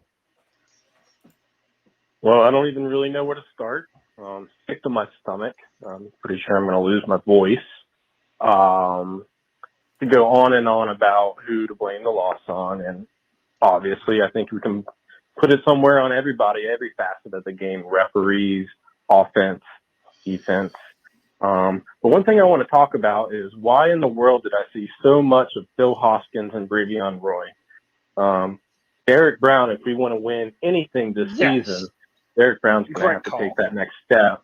We drafted him as a run stopper, and hopefully he turns into a pass rusher. But thus far, he showed us little to nothing of both of those. And as I said, Phil Hoskins, I saw his number way too much today. What are y'all's thoughts? Thanks. I'll be tuning in next Sunday. Can I go first on this? So, one, that's my early vote for favorite call. That's my early vote right there because I noticed that too. Who was it? What was the number? I don't know. You have to look that up. All right. If you noticed at the end of the game when the Browns are on some of the most important downs when the game matters the most, you know who isn't on the field? Derek Brown. And this continues to be an issue with him. Not only do they rotate him out to the point where I feel like he's not on the field at some of the biggest moments in the game, but I'm telling you, man, he has not impressed me. And I was excited about what he did after the preseason game against the Patriots. But I'm telling you, man, I saw him get flat out pancaked one time today. I saw him get pushed down. He's not as consistent in blocking the run. I'm sorry. He's just and I feel like this is disappointing. And especially considering our history with Vernon Butler, like we need our first round defensive tackles to pan out and do something. And it's like he's supposed to be a centerpiece of our defense. And I feel like he has just been underwhelming throughout last year and the start of this season now. So I'm definitely disappointed with Brown. I disagree with all of this. I'm sorry. As I don't feel like the runs were going up the middle. I feel like these are second effort runs where Nick Chubb is like making a cut and this and that. I just don't like. We're gonna have to really go back, and I want the chat who's on top of the internet always wins. I like your vote for this call. I wrote the number down, so it's the first number we've written down for the best call. Which we need the chat to tell us what the best calls are, what you guys think are the best calls. So I will, right now, this is the winning call. I just disagree with the take at this point, but it's just initial reactions for me. And what I mean by that is when I disagree, I'm disagreeing with you because I think you guys are having an initial reaction. I need to go back and look, are these real moments where they're taking him off in key spots and we're not working? I just don't remember going, oh, look at poor Derek Brown. I felt like it was always a second effort, just a collective failure from this defensive line. So interesting. Why is it that the Panthers cannot stop the run? That's a great question. Is it all on Derek Brown? Are there more pieces to the puzzle? The number is 252-228-5098. We're giving away a T-shirt for the best call today. Maybe more if you guys bring it like you guys have been. Smash the thumbs up button. Be a part of the club. Let's go to the next call. Hey, man, you know who it is. I ain't got no intro. I haven't called in for a minute, and there's a reason why, man. Tony, bro, I'm about to cancel your FG. I'm about to cancel every single motherfucker that supports the fucking game we just watched, bruh. Hey, man, and shout out to my nigga C-Dog, bruh. You know who this is, G-Baby Dog. Hey, man, ain't nothing but motherfucking love for you, my nigga. Look at this. They together now. But y'all a bunch of fucking fools, man. And the biggest ring of the fools is fucking Tony, bruh. I can't believe you fucking support this shit, bruh. What did we do today, bruh? Did you watch the same game I watched, bruh? What the fuck is there to be excited? Like, what are we excited for, bruh? On a lot. Because if fucking Cleveland didn't have a fucking, if they had a QB, this game is a blowout, man. I shat on. So what the fuck are we excited for? A couple blown missed defensive plays on Cleveland's part? Like, what are we excited for? Icky, get your ass to fucking guard, bro, because you were not a fucking tackle, bro. Tell them, G. You can't fucking pass block worth of fucking shit, bro. But you guys are excited because Baker can get the ball to fucking Robbie Anderson on a blown play? What the fuck did we do the first 3 quarters, bro? Good throw. Because honestly, we should have lost by 30. On the move. We still can't stop the fucking run. Our defense is kicking shit. Y'all fucking made J.C. Horn a fucking out to be this god, and he's fucking getting fucking blown away by fucking Amari Cooper every fucking play. The motherfuckers had a QB. We'd be losing by 30. So what the fuck are we excited about? We took a loss. That's 0-1. Y'all better hope we win these next couple of games, man. Some of y'all are a bunch of bitches, bruh. Shout out to fucking C-Dog, bruh. Now we only limited to 1 call, so this is all I got, bruh. G, baby, man. Can I tackle this real quick? Go ahead, you know, I get your passion, and trust me, I am insanely pissed off for the way today's game went. And I don't think we played to our fullest extent by any means. But let me go ahead and tell you right now, if you can give me, if I have a quarterback that can give me 235 yards and 2 touchdowns every game, I'm taking that. Okay. You can't blame what happened on the defensive end on Baker Mayfield. So you can be upset with the team, and I get that for performing not overall that well. But I know that you and G Baby especially are coming in with Baker as garbage. Baker Mayfield had 235 yards and 2 touchdowns today. That's better than we've had for a long effing time. Okay. I've never said he's a world beater. And I don't think any of us have said that. But the guy can win the game. Look, we were down in the 4th quarter to a point where if we didn't score within 2 minutes, the game was over. And in one play, whether it be blown coverage or not, he made the play. Okay. So without that happening, this game is a joke. Like, Baker Mayfield is the only thing that kept us in this game. And I hate to say it like that because he didn't play great, but he's the only thing that kept us in this game. Without him doing what he did, we're getting blown out completely. Like, we're scoring 3 points because I can't think of a single touchdown without him that would have happened. So I think that we need to temper the expectations a little bit. We never said Baker Mayfield's a world beater. We never said he's a Peyton Manning, a Tom Brady, anything like that. But the guy can win the game. Give me 240 yards and 2 touchdowns every game, and I'm okay with that. I can live with that. But look, You know? can I have to rebut that a little bit, and I want to highlight this comment from Raw Dogs. He's a Browns fan. He says, "You guys don't have the type of team that can support 250 yards and win." We This do, goes though. back a We little do, bit. though. We But got no, but screwed this by the goes back a refs little today. bit. If the refs don't Okay, screw us but today, back we to the win that point game. that I don't You think know? this is where I disagree with Tony. I don't think that we have the type of offense to be a pass first offense. I agree with that. really don't. Never said we without- should be pass first. I said Ben McAdoo is pass first, bro. And Okay, like so that's then why, that means our like that's coaches the are point. wrong, Is you right? shouldn't have hired him if you wanted somebody that's a pound of rock. You should bring back Mike Shula. Mike Shula is run 3 times and set up play action, deep So then shots. it is Matt Rule's fault.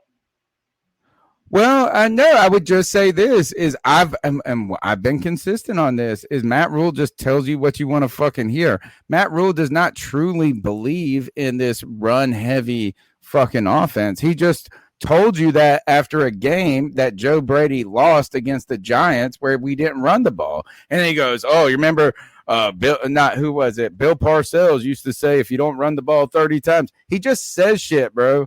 Right. He just says shit. You don't go and hire Ben McAdoo if you want to be a run first team. He's a West Coast offense guy. It's just the fucking fact of the matter. If anything, and Ben McAdoo will even come out and tell you this, that he wants to manufacture the run through pass plays. He wants to throw it to the running back, which is a run play ultimately. It's a lateral throw. You know what I'm saying? Like, but he doesn't want to just hand it off. That's what he does. And I'm going to come back at G Baby on this. G Baby, you the same. And if anything, you consistent. You are consistent, homie. Agreed because you are right now. You give great points. and terrible points all in the same. You always do this. You make so many. I always tell. How many times have I said this? G baby, bring some truth, and he just brings it to you in a way that you don't like to hear it some ways. But what the fuck have I praised this team about, bro? What have I really praised this team about? All I did was talk shit about JC Horn. All I've done is talk shit about this defense. Tell me where I've been. Where have I just said this is the only thing that Baker Mayfield has brought us is a guy that did not get defeated by defeat. That's what happened is Baker Mayfield had a bad first half, and I kept looking at him going, he's getting mad. And not like he's going to come out and I said this is either his anger is going to fucking bring him down into the toilet or he's going to rise up. And you know what? He did. He came out. He was not fucking defeated. He was defeated in the first half. He was beaten. Like, he fucking sucked, bro. And then he came out and Could Sam Darnold do that? Nope. Could Josh Allen do that? What have I praised? That's what I'm saying. Yeah, what have I praised about this? The only thing I have said is this, is that Matt, actually the most controversial I feel like I've had on this show is that Matt Rule is at the bottom of the pecking list of blame. Maybe that's what he has an issue with. so Which, too. by the way, Yeah. I definitely disagree with you on, man. I think if our offense is playing in a way that doesn't fit what we're built to do, and you're the head coach and you continuously still go with that, to me, that's on the head coach. I mean, if you see that your offense isn't doing anything throwing the football, why don't you say, hey, Ben, see what you got in the bag of run plays that we have cooked up. Oh, and the best running back in the NFL, and see what you can do with his ass.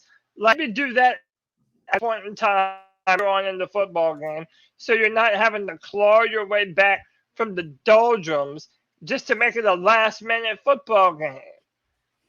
He can't close out. He cannot close out. And Matt Rule has to take his onus for all of those decisions. My man's making fun of me in the chat, and I thought it was a good line. He laughed at it. I said, he didn't get defeated by defeat. I thought that was a good line. And he was like, laugh at it. That's funny. Funny. I can be, look, don't worry. People make fun of me all the time. The number is 252-228-5098. We need you to win this t-shirt, fool. You're going to try to tell me that the best t-shirt, why did we vote for this call? What was it? You said this is the best call because how about this? No, because they was right about Derek Brown not being on the field when we needed him. Derek Brown, the problem in this team right now. 252-228-5098. Let's go to the next call. Hey, let me tell you what. That was a horrific call. A call that caused us to get It's my vote for the call. L. Right. We sucked nearly the whole fucking game for the last, maybe quarter or maybe half, something like that, till we decided, oh, golly geez, we'll figure out we're playing in a real game. We have to play now. Okay, now, that was on the coaches and the players. And yeah, the players.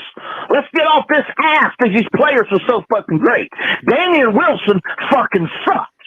Yes. You line him up. Yes. This is my wide receiver that runs 3 times faster than he does. That's excellent fucking coaching.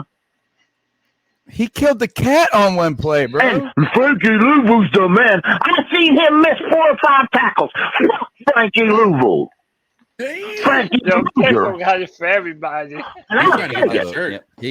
winning the call. And Derek Brown, you were supposed to be my main man. I said on Friday you was going to be the main guy. Dude, where the fuck was you at? Thinking about your lady? Pickle winning right That's now. That's some bullshit what I saw on that TV. Well, not the TV, on various streams that I finally got to working. But that's some bullshit. I'm going to watch the all 22 here either today or tomorrow, and I'm going to try to figure some things out my own self. But I am not happy with what I saw, and I got news for y'all. It doesn't matter how much we paid him. It doesn't matter who they are. This defensive line is trash. I don't give a fuck. There ain't but one guy that busted his ass on that defensive line that put an effort to give a damn, and that is Brian Burns. Oh, He wasn't perfect, but he damn sure busted his ass and tried. The rest of them get the head out of each other's asses and start playing the fucking game they get paid to play. Good luck beating that, bitches. That's the call so The far. NFL got what they want. The NFL got the Cleveland Browns to win. Whoopie fucking do. Yeah, that was a blowjob by the NFL to the ref. I'm not the only one who says it. And I don't give a fuck who don't like it. Yep. Hey, that's Bro, my call for the Pickle night mad. right there. Panther Pickle don't usually get this volatile on his language. Somebody called him OG baby. He was like me at the bar. Seriously, like whenever the Panthers game That's gonna make him so mad. Hey, How about that? OG, yeah, there it is. When the Panthers game ended, I was going to the bathroom and I walked by a table and I was like, "Man, this is fucking bullshit." And I was mad because I said it really loud. I felt so bad about that. I had to apologize to the table that I was walking by. That's how the Panthers put me right here, is to have to apologize to tables for my language because of what you put me through. But no, I agree with everything he says there, except Best the Brian ball so Burns far. stuff. And we'll talk about that because Brian Burns, I love you, dude, but you are the king of almost got it. The king of almost got there.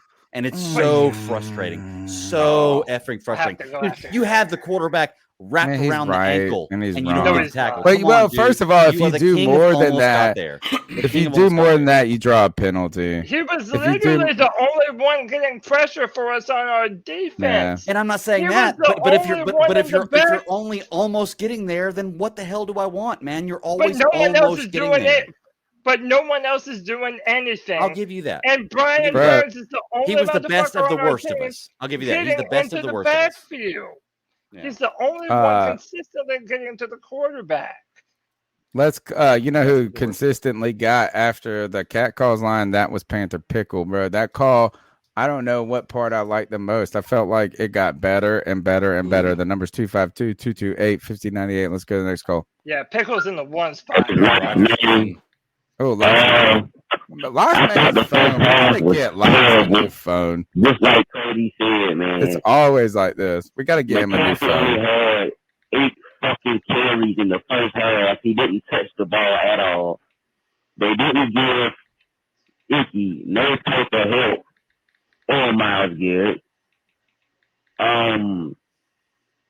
The defense, it's only week one. I think the defense will get better. When you're going up against, Kareem Hunt and Nick Chubb and that offensive line, they were going to run the ball. So I'm not even worried about the defense. The defense will get better. But overall, I thought it was a good game. It was tough the first half, but I thought it was a good game. The ref fucked it up at the end because I don't know if that was a ref in the pass or not. Bigfoot dude talking on that 03. It's true. Defensive end, the defensive tackle, they're going up for the second, and they putting their hands up, swatting Bro, at the can y'all ball. hear a word this man is saying? You can hit. I'm making out every other All word. you gotta do is hit the face, All right, man. I'm and that's sorry. a I foul. mean, like, I love him. He's a think good that was fan of the Lux. show. Yeah, that was Lux. No, right? he's like our dude. Like, he's our fan, but like, it's always a couldn't hear little, you. it's a real, he's Sarah. Can I get this guy? Someone said he sounded like he was calling on an 03. All right, here's a call this call right here doesn't win. Refs blew it. That's all I have to say. Yeah, it sums it up pretty well. That's a. I mean, it sums it up. I don't like to do Panther that. I don't Pickle like to was put it more on the goat. laundry. That really did help them on that field goal drive. You know what I'm saying? Like, it was, we got a couple calls that we shouldn't have. They got one call when it really mattered. Here's the thing with bad calls by the refs is they compound as the game gets later into the game. You know what I'm saying? Like, if you have a bad PI call in the beginning, there's like room for your team to make up and overcome that. But a bad call with 8 seconds left, or, you know, I mean, I don't know, it wasn't 8 seconds, but like at the last drive, the compounding of it is problematic. And so a bad call in the first quarter, it's kind of like a bad offense, like Ben McAdoo calling bad plays on the first drive versus him calling bad plays on the last drive. They're not equal. Yes, they're 4 plays, but they're not equal 4 plays in their value. And so that was the problem with this laundry out there. And on top of that, it wasn't even close to being like, even the one on Baker was not a roughing the passer. They shouldn't have called it on the Browns. They shouldn't have called it on us. And I got a problem with that chop block one where the guy tried to tackle the other guy and the guy got in his way. He was actually trying to tackle the guy and somebody stepped in front of him. Fuck all that, man. Yes. They got to stop throwing the flags unnecessarily, and they need to be more willing to pick them up when they make a mistake. Look, the NFL said before this season they were going to emphasize pass interference this year. There is no coincidence that through 3 games this year, when we had 4 last year in preseason, there are already like 75% more pass interference calls. Okay, well, like there is, they are definitely. You man, get this, you better wear a tinfoil hat on our show forever. Dude, it's not a tinfoil hat. It's just looking at stats and making sense of it. Look, I mean, they say they're going to call more pass interference calls. Then all of a sudden, with less games in the preseason, they have more pass interference calls than they did all of the preseason before that. That's not tinfoil hat. That's just looking at common sense and stats. You know, I think that play with Woods, that play and the call with Brian Burns were the 2 absolute worst calls of the game, and they cost us 6 points. Both of those plays together cost us 6 points. Yeah. So while I don't think that necessarily, if it happens later, it's worse, I think it's situational.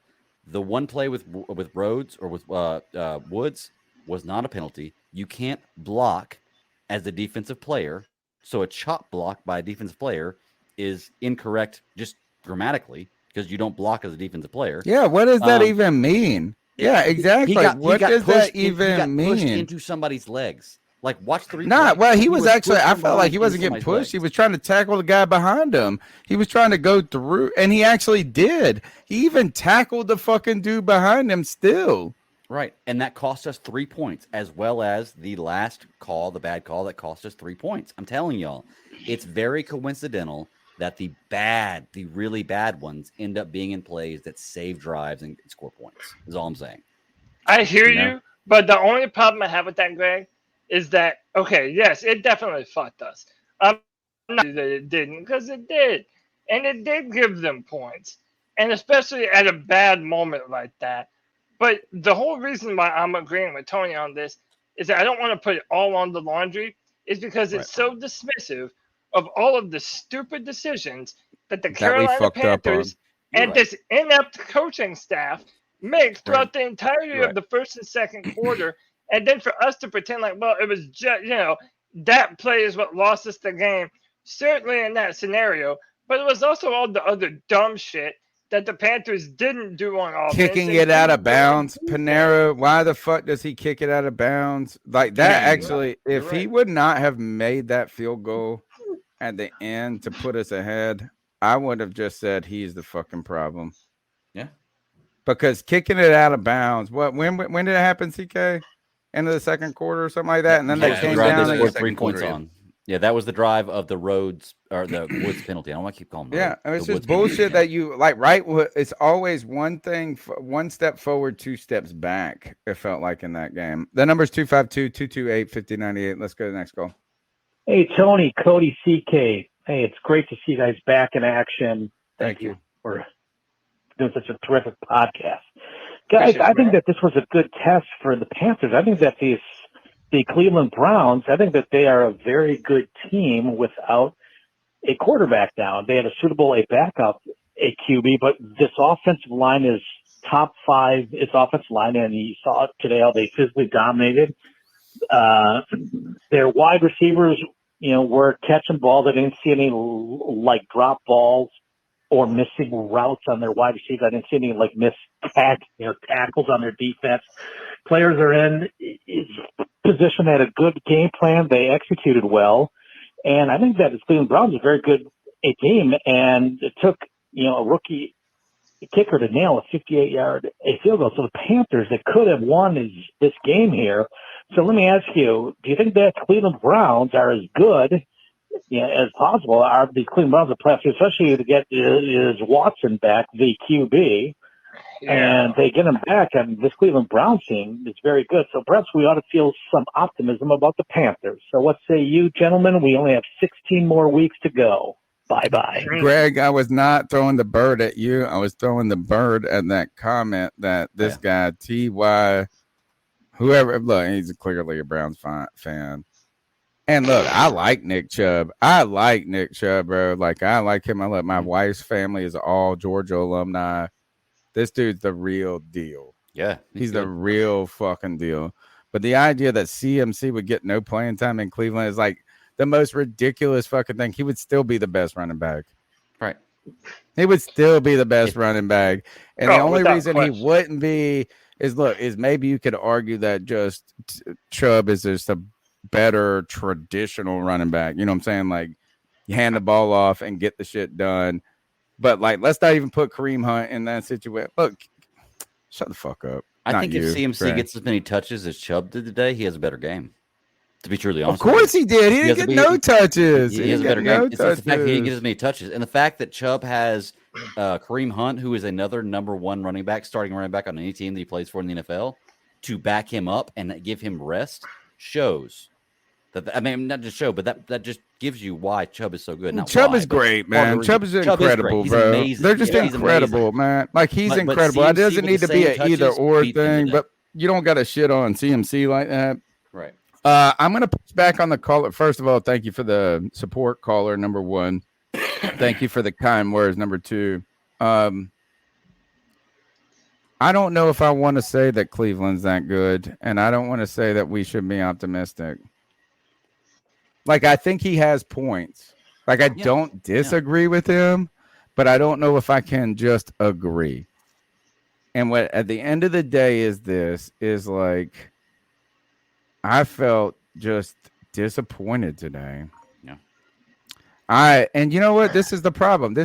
Everybody, we had so much optimism. That's the whole fucking thing. Optimism till you see it. It's like, I bet you every girl that's ever slept with a dude has felt like this.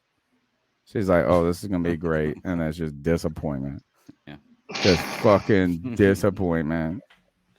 I don't know. I mean, it's just until it happens, it's like just this. I thought everything, and it was so close. We almost came, and we didn't. And I want to say for the people we did almost. Yeah, just about edged. No, we got I want to say for the people in the chat right now that are having this argument with Chubb and CMC. Look, here's the bottom line: CMC missed 23 games, and I put the stats out there last week.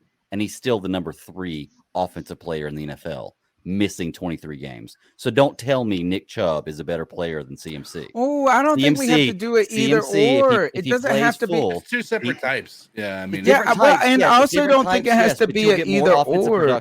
You'll get more offensive. Why can't they just be both great lays? They are. They're very good. That's it. I'm saying is, it's like it doesn't have to be an either or. Why did you lay them, Tony?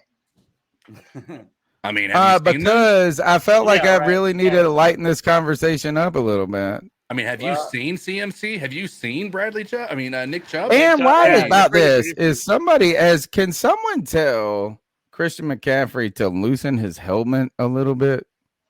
Oh, because there's that big ass red spot right I mean, it's been for years, bro. He's like, it's like Jesus Christ. I feel like he's gonna scrunch his own brain. But I kind of think that when you run as hard as he does and your helmet's hitting on everybody, I kind of think that's inevitable. You want it tight, I guess. But good God, I feel like he's going to give himself CTE. Dude, I empathize with him. I also have that pasty-ass white boy skin. And I go in the sun for 5 minutes. I'll be looking like a crawfish in no time. But it won't the sun, bro. It's Yeah, not the same. I Saying know, crawfish, but you not know, crayfish. but I did want to bring up something though that really kind of it's salt on the wound. This is the first time the Browns have won a season opener In like since 1999. Oh, 2004. Yeah, it's been like for him. 19 years. 17 Damn years. near, Yeah. Yeah. damn near 1999, dude. It's embarrassing, and it's not surprising to me that the Panthers are the team that this happened to. To me, it's embarrassing. Like to me, the Panthers are the new embarrassment of the NFL, with David Tepper and his basement comments, and him rubbing the fans the wrong way. And that's another thing. What's with the stupid ass black and white Panther at the middle of the field? That has We to do with don't the have a rain. black and white Panther. Yeah, I didn't like That's the that at rain. all either. What has Yeah, to Is do that with the because they rain? had Does the the rain have to do soccer with the game tide? last night Yeah, too? well, that and the rain had happened. Basically, I don't know if you guys were following along. Basically, because of the rain, they had to make some decisions on how they were going to do the paint. So the soccer game and the Panthers game had to both be painted last night for the soccer game because they weren't going to be able to actually paint the lines because of the storm that came in yesterday. Yeah, I Wow, is think that that's the what it real had to thing? do with.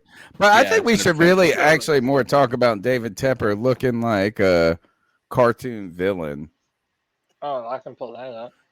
Like his head, he looks like this dude, like, and it's not like he does not. I wish he was tough like the guy from Daredevil, the bad guy from Daredevil. He don't look tough like that. He just looks Kingpin? like he just looks like a big giant doofus.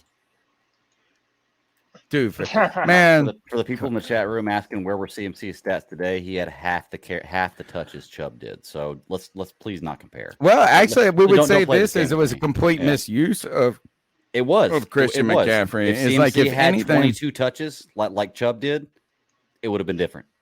But he had 10. So look, I don't So- need to shit on. I will not shit this. Yeah, look at this. Oh god. I don't need. I'm not going to shit on Nick Chubb, dude. He's amazing. No, he's a great He's running a great back. Fantastic. Like I just Draft don't him. think you need to Yeah. shit. Not you, but like the people who are Browns fans need to shit on CMC. Right. At the same time, like I mean, that's just kind of a ridiculous take. The number's 252-228-5098. Let's go to the next call. What's going on at CPG? Before I even make my video, I want to CPG, show what's love up? to C3. You guys know I've supported y'all for years, even back when Joey and Panthers Drafter was on the show. Let me just say, this is my thoughts on the end of that game. I was at work through a good majority of it. I was keeping up with it on my phone. I was trying to listen to it, the radio broadcast of it. I got home to watch the end of the game. And can I just say, first of all, that was in no way, shape, or form roughing the passer by Brian Burns. What Brian Burns did is what coaches teach pass rushers to do in the NFL. Wad at the arm that they're throwing the ball with to either make it incomplete or force a fumble. That's exactly what Brian Burns did. He should not have been punished for that. And don't get me started on the fact that that was intentional grounding. Look up the NFL rule book on Google right now. What Jacoby Brissett did was intentional grounding, and the fact the refs picked the flag up makes me sick. Narrative. The coaching is bad. For a bunch of people that are now on this coaching staff to have NFL resumes, the coaching is bad. I mean, it is bad. When Christian McCaffrey gets 2-3 carries the entire first half, either you're playing scared or you're just an idiot. That's all I know, dude. Something's got to change. Pepper needs to wake up and realize throwing money at stuff doesn't fix it. I mean, the culture is just bad now, man. I mean, I really don't know what it is. I love this team. I love it. That's why I'm so livid about this loss. And I don't want the NFL to come out tomorrow and be like, oh, we apologize. Our officials got it wrong. Bro, y'all make billions of dollars. You can't even train your officials. They don't even know the rule book. Clearly, they don't know it. They're got not even multiple full-time calls employees. wrong in that game. They're rich people who Hey, have hobbies. If is what the anything, refs this are. is the way I look at it for this team. The way that the players reacted after the game. If anything, I think this is going to light a fire under their ass. I think they're going to whoop the Giants' ass next week if, and that's a big if, the coaching and the play calling goes the way we want it to. Anyways, I've rambled for long enough. Shout out to C3. Shout out to all the guys on the panel, Cody, all you guys, Tony, shout out to y'all. Love y'all. Appreciate Keep you. pounding. Panthers family, all y'all in the chat. Let's go. I'm telling y'all, the way Brian Burns shook his head, they're going to whoop the Giants' ass. Look, great call. Actually, that's gonna be my nomination for best call so far. That's my nomination. Well, actually, I think Panther Pickle is really the winner so far. CP, yeah, right now Panther Pickle. Panther Pickle, that's a close second. So I'm gonna write down the last 40911. You're not gonna pick G Baby calling you stupid and all the shit that he called you? That wasn't your favorite call? You know what? It's like I'm a G Baby fan too. Like I felt like he misrepresented my position though. No, I hear you. That's the thing is about G Baby is like I'm fine with G Baby. I love G Baby's passion. Yeah. I love all of that. Like, and I think he generally makes. Again, I feel like you have to try to find the truth lies in the middle with G Baby. You know, like he comes at you this side and this side, and then he brings something that has some element of truth. But I thought he was, I think, like going, Tony, you're like, I felt like he unnecessarily lumped me in with this. But before we go forward, I want to say this about this last call real quick, though, is the one thing that's the scariest part about this to me is that I have tried to find a silver lining in Matt Rule's tenure. Right. I mean, like I've tried to say this is I really turned a 180 on Matt Rule last year. I went from this and like, if you want to, if this is your first time to the podcast, here is the arc of Tony's position coming in to the Matt Rule hire is I was somewhat suspicious or reluctant about hiring the college coach that everybody said was the hot name, this and that. Like, so I didn't want to just lay flowers at his feet, but immediately, like that kind of preacher vibe got me excited. But I said one thing in year one, I just wanted one thing out of the Matt Rule era, and that was to not look like he was in over his head, for us to not look unprepared, for us to like, I didn't need us to win games. I needed us to just look like a team that was getting better and was sound and not making big giant mistakes. And I thought we did that in year one. Year two was what I was fearful of year one being, though. And year two was so bad and such a 180 on so many things. I'm not going to go down the list that I flipped the script on him. But I have tried to say, all right, let me find like some objective reasoning here. And I thought by him going out and you guys can go back. What I said, the problem with Matt Rule is that he surrounded himself with people that had no NFL experience. And I thought the best thing he did this offseason was to go and get guys, Tabor, Campen, McAdoo. Like, I thought this was a big step, a humble pie for him, like eating the crow, whatever it is you want to call it. My big fear, guys, is that McAdoo is not good. I think he is. I want him to be, but today was not a good day for Ben McAdoo. No, I'm not. This is the type of performance where I'm rethinking what I think about McAdoo. I was like, I think we all said this is the best hiring an offensive coordinator we could have made at the time, given who was available. Probably still is, to be honest. Yeah, and it's just, I don't know. After how our offense looked today, I have a lot of real doubts about Ben McAdoo's future. Before we go forward, wanted to make sure I read these comments. Roosevelt Mongo a little while ago with the $10 said, I totally agree with the Bat Daddy. The NFL wants their storylines of who they want to be in the playoffs. Thank you. So you have more than one conspiracy theorist on your side, Greg. You're building up a following here. Just don't care. $5 love bomb says need more fans in the stands forward. Well, maybe if the Panthers would win those games, then maybe we might not have such a problem with the fans in the stands. And then last but not least, rounding it out with another $10, Roosevelt Mongo. This is like his fourth donation today. Shout I out to know, Roosevelt. Ben. He's like incredible. He's getting the Awesome. T-shirt. Third No, year no. Matt Rule is still no identity. No one will fear the Panthers if Cleveland goes for it on fourth down multiple times. Says you're soft. Thanks. Just go ahead and roll with the next one now.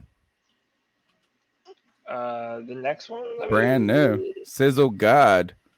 $9.99. Sizzle God $9.99 says, did the team bargain bin shop on the D line during free agency? Yes. Yes. Also, the team prioritizes speed and position flexibility on defense, but you can build a college defense and expect to win. Haynes and your tour, huh? Too much of a gamble there. Look, great comment, Sizzle God, right here. Is a little, in my mind, too much of a gamble on defensive line, is in that they will work. Not only was it a gamble that they will work, but what happens if anybody gets injured or any problem like that? Yes, they bargain shopped, and even not even bargain shop, just discounted the importance of having those kind of that pass rushing anything on defensive end. They thought I don't know what they have been thinking on this. Fantastic comment. The number is 252-228-5098. I want to thank everybody who has donated to the show. Incredible. But really, just being here in the chat is the most important part. Look, we've got a long season ahead of us. We're going to be doing this podcast for years and years to come. We've been doing it now. We're in our 10th season. It's about building a community. What I want you guys to just do is feel a part of it. If you feel a part of this community, comment in the chat room. Follow us on Facebook or on Twitter at @cat_chronicles. You can see all our chat names. Like we appreciate all the donations. We truly do, because we're investing it back into the podcast. We are trying to build this, but really what makes this show go is just your support. So thank you so much. And we do have this new opportunity, super fan. You can show your support that way. Just hit the join button. It's a small way. Instead of asking, look, first, I want to thank people like Roosevelt Mungo tonight, who has been overly generous. Thank you so much, man. Thank you. We read your comments regardless, but thank you so much for helping this podcast go. But look, we don't need everyone to be like $1 one time. You know what I'm saying? Like, is that the way to kind of small support the show is through becoming a C3 super fan. So look, thank you, and thank you. Let's go to the next call. All right, so game one, I thought definitely second half and everything, we made really, really good adjustments. Pass protection, it was decent. I feel like, especially in comparison to last year, I thought there was one series in the third quarter where Icky gave up back-to-back on Myles Garrett. Overall, I think Icky played a really, really good game. He only gave up one sack, and that's arguably against the number one defensive end. So say what you want. You maybe want him at guard. But either way, I think given the fact that this is your first time playing against one of the best players in the NFL, to only give up one sack, that's a hell of a job. Pat Elflein and Baker really got to give up, or they got to call some chemistry, because it was, I think, five botched snaps between the two of them. Obviously you can't have that happen. We got lucky as hell. None of them were actually turned over, but that definitely killed us. I think McAdoo needs to make adjustments and everything and try to mix in a couple runs and everything. With having one of the top running backs in the game, you got to try to see if you can mix that in. Ben McAdoo obviously is known for having a pass-heavy offense. Overall, man, I think we have a lot that we can build on. There's going to be people who say they want Matt Rule fired and everything, because it's a loss, whatever. And if you're somebody who blames this game on Baker or whatever like that, you clearly don't know shit about football. You have a low IQ. You know what I mean? But go Panthers, keep pounding. You guys are awesome. Keep doing what you're doing, man. Make sure you guys like, comment, share, subscribe, all that. My man. Great call. Great call. Let's go to the next one. Hey, what's up, guys? The name's D here. It sucks, right? We're all sad about this. We had it. We were very close, but there's a lot of good takeaways from this. I think that there's a lot of good things to look forward to. Baker doesn't look bad. I think that there's a lot of still congealing together. I think there's just he needs more time here. He's been here for what, 4 weeks, 5 weeks as a Panther, but based off what we've seen, he has those big play moments. I mean, when we had Robbie Anderson catch that big 75-yard touchdown, I mean, even the tight end pass, I mean, he's gunning it. I think he's played his old team. I think there's a little bit of tweaking that needs to be done. But Baker looks good. I'm glad we got Baker. Big Baker fan. Matt Rule, I just think that he's making college football decisions and not NFL football decisions. Not running it down the throat with you got two big bruisers in Hubbard and Freeman, I think his name is. That guy should have been running the ball with McCaffrey. I mean, to combat that defensive line. I don't know why we didn't go for it on third down in that last drive, but we were up. And I don't think anybody saw that kicker kicking the 58-yard field goal, but the defense definitely dropped the ball today. We just got to pick it up. Jackson was getting murdered. Peoples-Jones was catching everything contested. He was torching us left and right. Bad call at the end by the refs. It's just a bunch of unfortunate. I mean, we had a bunch of 3rd and 11, 3rd and 9, 3rd and 5, and the defense could not execute and finish. Finish strong. So there's more to it. Wish I had more time, but yeah, let's go. Keep pounding. I think we're gonna look really good this year. We just got to stay positive, and that's a good team. Let's not knock that it isn't. They've got a powerful running game, and I mean powerful running game. That's the probably top 3 running game in the NFL, and we did not try to stop that at all. Yeah. Great call. The next team we play is the Giants. So to everybody trying to be hopeful and looking forward, right now the Giants are in a competitive game with the Tennessee Titans. Look, whenever we react to a game, we're obviously going to criticize what needs to be criticized on the field, but we do have to strike that line of it's a long season, boys, and we do have a long road ahead of us. And there were some good things to glean from this. I guess we just have to depend, and this is the hard part, that our coaches are going to fix this and that we're actually going to learn from the mistakes that we've made, because that's something that we really don't do a lot of in our recent history. We really don't make a lot of good changes. So hopefully that happens. Before we go forward, Just Don't Care with the $10 love bomb says for the cause. Appreciate Much you, love. Just Don't Care. Good stuff. Good calls. A lot of football to be played. Is that the final call? No, hell no. We got like a bunch to go. We got a ton more, I think. We got a bunch to go. Let's keep going. Yeah, this is Hank 3 Rebel. I was just calling to say I don't think the team did too bad in the end. Linebackers suck. Need a new linebacker, run stuffer. O-line will get better the more they play together. That's all I got to say.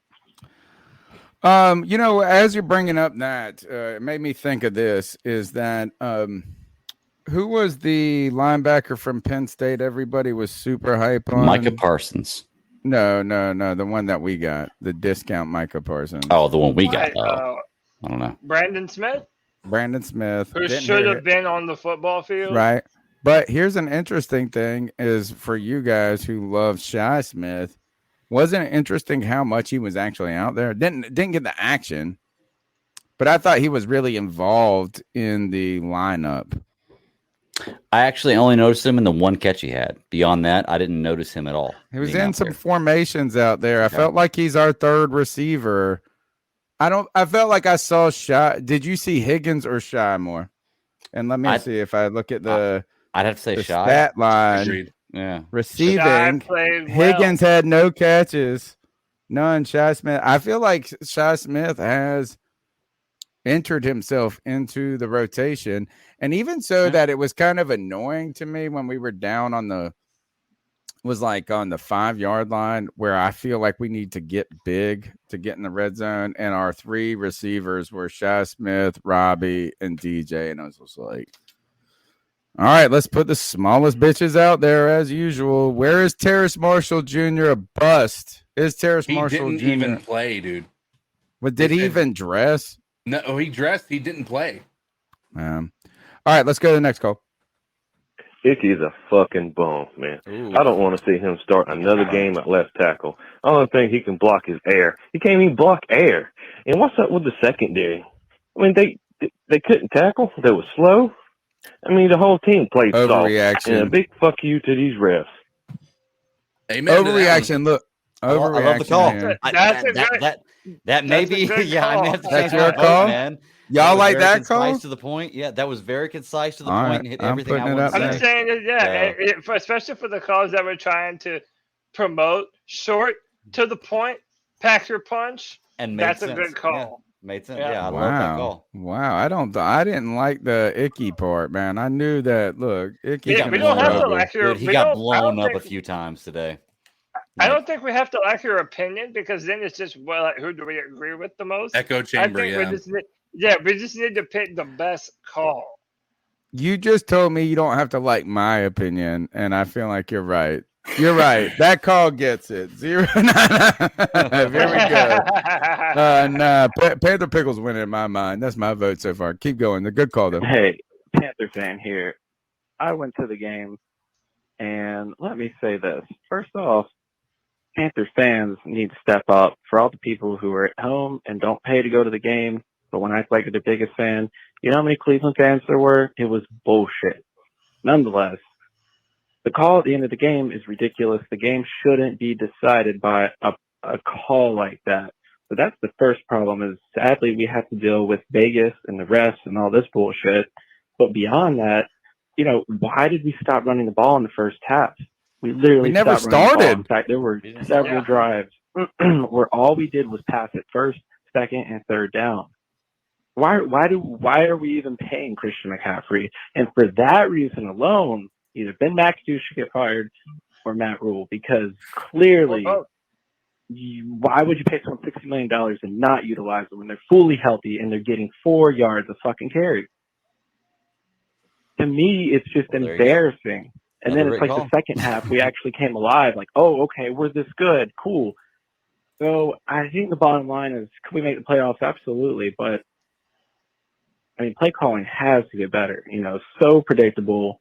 And, you know, our defense was, in their defense, the defense was on the field a lot of the game. And the offensive line for the Browns was getting a lot of movement. So I attribute that to our defense was on the field for way too long. Yes. Good call. How about this? The Chiefs are beating the fuck out of the Arizona Cardinals, shit out of 'em. 37-7 right now. Good gosh, what a day. Can I bring up one counterpoint to that call we just had? Yeah, it please. was a great call, and I agree with almost everything you said. However, I don't think we were predictable, because we had 2 really big plays on blown coverage. I think they expected us to run the ball more with CMC, which we didn't do. So I guess we were playing into not being predictable. But the only 2 plays that we had that were big plays were big blown coverage plays, which if we're predictable, wouldn't have happened.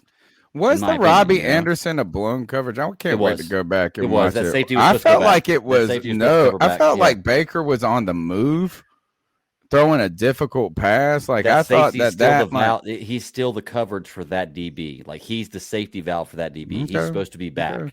And if I he'd thought been, Baker made a 3 great yards play back there. when that ball was thrown, it would have been an interception or a covered pass. But because he wasn't, and Baker read that, it was a great pass. So, Yeah. but I would just say that we're not predictable. Like I think that we had a few plays that caught them on their heels, and that's why we scored 2 big touchdowns on those. All right, let's go to the next call. Hey man, I wasn't even gonna call back in. This, you know who the fuck this is, man. It's Yeah, your we'll niggas, let you man. come back, It's G baby, man. I've been I'll let sipping, you I've been come back drinking. I don't tonight. give a fuck, bro.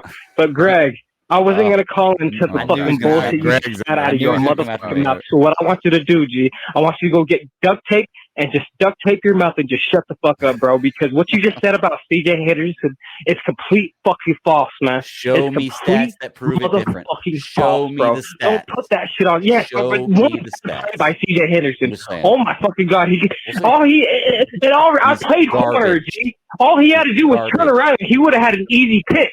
He just Exactly, played it and he wrong. didn't. Exactly, and he didn't. You know, That's I the wanted point. to call in. That's the Nice, fucking calm, point. collective, man. I'm coming with some fucking fire, some fucking flames, man. No. If we lose these next two games, Panther Nation not gonna like what I'm about to fucking say. Well, We need a all clean gonna house. be like that. And not in a million years would I ever think this would come out of my mouth. Cody Lack, I agree with you, bro. I have a $300 Christian McCaffrey jersey in my fucking closet right now. Giving Christian McCaffrey that contract was the biggest mistake we could have ever done, G. I never in a million years thought I would say this. And I say that to say this. Christian, DJ Moore, Dante, all the young motherfuckers that we gave contracts to, tomorrow morning I want you to go ask for a trade because you motherfuckers don't deserve this shit. You don't. I refuse to let Christian McCaffrey go down with this fucking shit. How dare these motherfuckers do Christian how they fucking did Cam Newton, bro? Fuck that shit. Christian, you go ask for a motherfucking trade, bro. Because how this season will end. We will end with 2 or less fucking wins, man. And this is what is going to happen, man. Just listen to me, bro. I'm sick of the biased bullshit that you guys spit on this fucking panel sometimes, bro. It's time to be genuine, and it's time to be fucking real with our fucking selves, bro. This team is ass. We can't tackle. We can't stop the run. We don't have shit on the offensive line. We should have never drafted Icky. We should have never drafted Dante Brown. Why is Rat Rule still here? Oh, I'm coming with that fucking hot fucking fire shit, man. This is bullshit. Shout out to my nigga C-Dog, G. What the fuck y'all talking about, bruh? Y'all owe that nigga an apology. Y'all used to shit on that man, bruh. But how's he looking now, bruh? Cody Lack, what's up, bruh? Greg, don't ever spit that shit out again, bruh. Oh, bro, I got you right here. Okay, let me tackle this right now. Okay, because I'm going to tackle this right now. Okay, the point you made right there completely kills what you're saying. You're right. He was in a position. All he had to do was turn around and he could have had an interception. Guess what he did? He fucking slingshotted the guy and tackled him instead of turning around and making a decision. More importantly, why he is fucking garbage. Show me one stat in CJ Henderson's entire career, not just with Carolina, entire career that will show me that he is a top tier cornerback. Because I guarantee you when you look it up, you're going to find all this bullshit about, hey, he was a bad guy. He's the reason why Jacksonville let him go for a fucking bucket of bolts, okay? And why Carolina picked him up because we're terrible looking at talent. Look, he is not good. Prove to me why he's good, and then I will listen to that argument. But you will not find it when you look for it. I promise you that, okay? CJ Henderson could have made that interception right then. You're absolutely right. After he got burned, okay? After he got burned. But he didn't. He turned around and tackled the guy in the end zone instead of turning around and make a play on the ball. So your argument falls flat on its face. There is nothing there. I think y'all are both wrong on your analysis on that play. I think you're both wrong on that analysis of the play. I think CJ Henderson got cooked like a motherfucker. And by the way, his I think you're both 31 wrong. tackles last year. Or let me tell you how great he is with 31 tackles last year. Okay, so, he got cooked on that play. He got cooked. He got cooked on that play. And he had been playing well before that, but he got cooked on that play. And here's the thing is that generally it is good to PI somebody when you are beat like that to save a touchdown. The problem is you were in the end zone basically. So if that was like on the 20, if it was on the 20, PI and it would have been fine. Second, he was cooked, and somehow the quarterback was so bad and so late on it. Pressure. He really could have turned around and made the interception. Right. So you're like both wrong and both right. No, I'm agreeing that he could have made that play. Look, he didn't. Here's the comment of the night, Cody.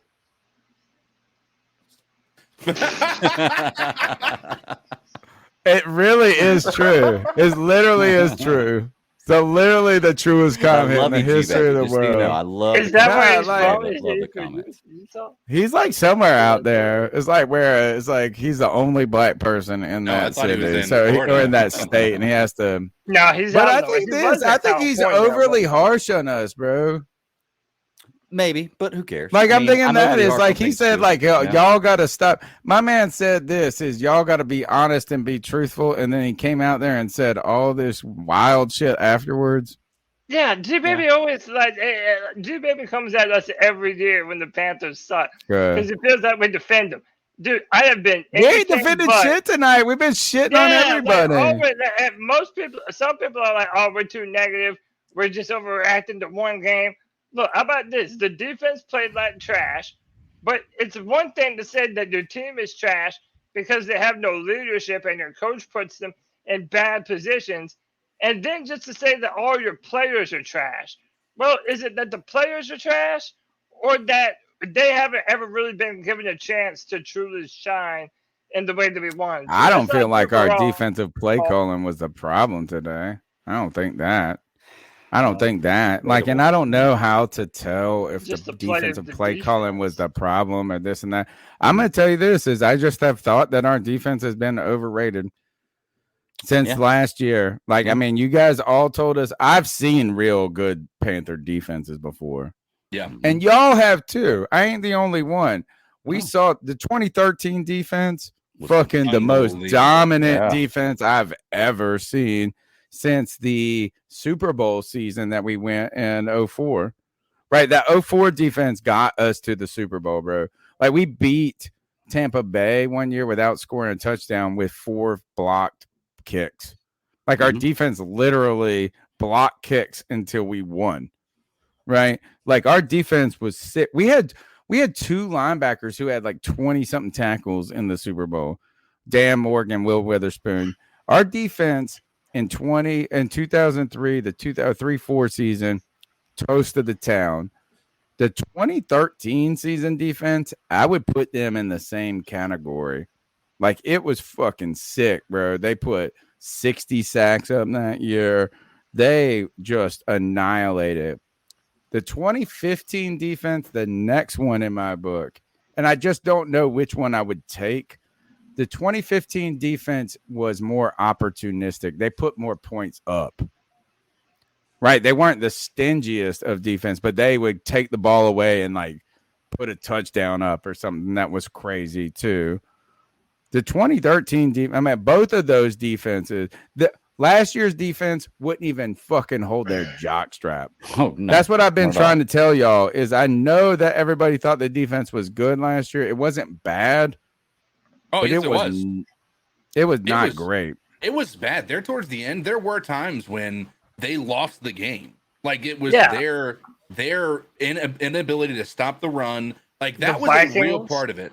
Yeah, that was a real part of their entire thing. Is like people wanted to talk about they were one of the best defense. No, they were one of the best defenses on paper, not on the eye test. Like if you look at the paper, they look like they were one of the best because they didn't have many people airing the ball out in the second half of the game because guess what? They were so far ahead for against us, they didn't need to air the ball out. Right. They were literally just running it. And so when you do that, you're playing a numbers game. They were running the clock out. They weren't getting as many yards in offense. If we were keeping those games close, it was not our defense would have looked like one of the worst in the NFL, in my opinion. Right. I agree. Hey, real quick, Josh Cookie Monster with the 199 says, G-Baby, show some respect, bruh. # drink your Four Loko.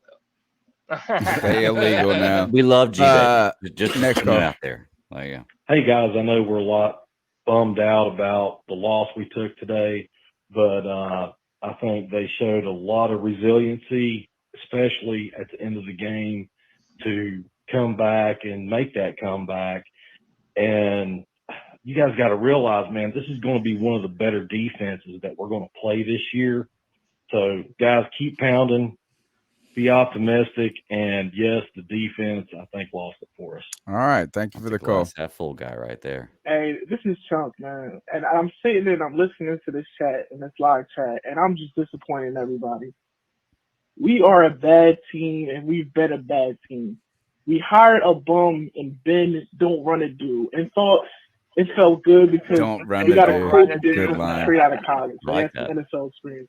We felt good when we got Baker because he wasn't Sam Darnold. Recognize Maybe. this in this game. Maybe. If Toby Biscuit, whatever you want to call his name, This was is a my tad call. bit better as a quarterback, we would have been blown out. There was And a he's ton not a of bad missed quarterback passes that he either. could have made, No. but just didn't. And it would have got that bad. Today, there's no moral victory in almost winning against a team who's missing their starting quarterback. We couldn't stop the run last year. You can't stop the run this year. We play a bunch of good running backs this year, and it's going to be a rough season. We're a 5-12 team at best, and Baker does not move the needle. Now we need some accountability here because I was in the podcast when somebody said that we were a 10-plus win team. Somebody told me, C3, that we were a playoff team. And I ain't going to point too many fingers, but I need some accountability. I think all And four the of us question said here that, is, yeah. do we still think we're a 10-win team? If we can't even be a Browns team. No, that's we're a missing their 9-win starting team quarterback. now. And I like to I know said 13. that Oh my Ricky gosh. is not a left tackle. He's You're actually a down to left guard. 12. I think he's only a left tackle because that's where the bag is at on the O-line. So let me know what you think. Oh, what we think is That this was a great is call.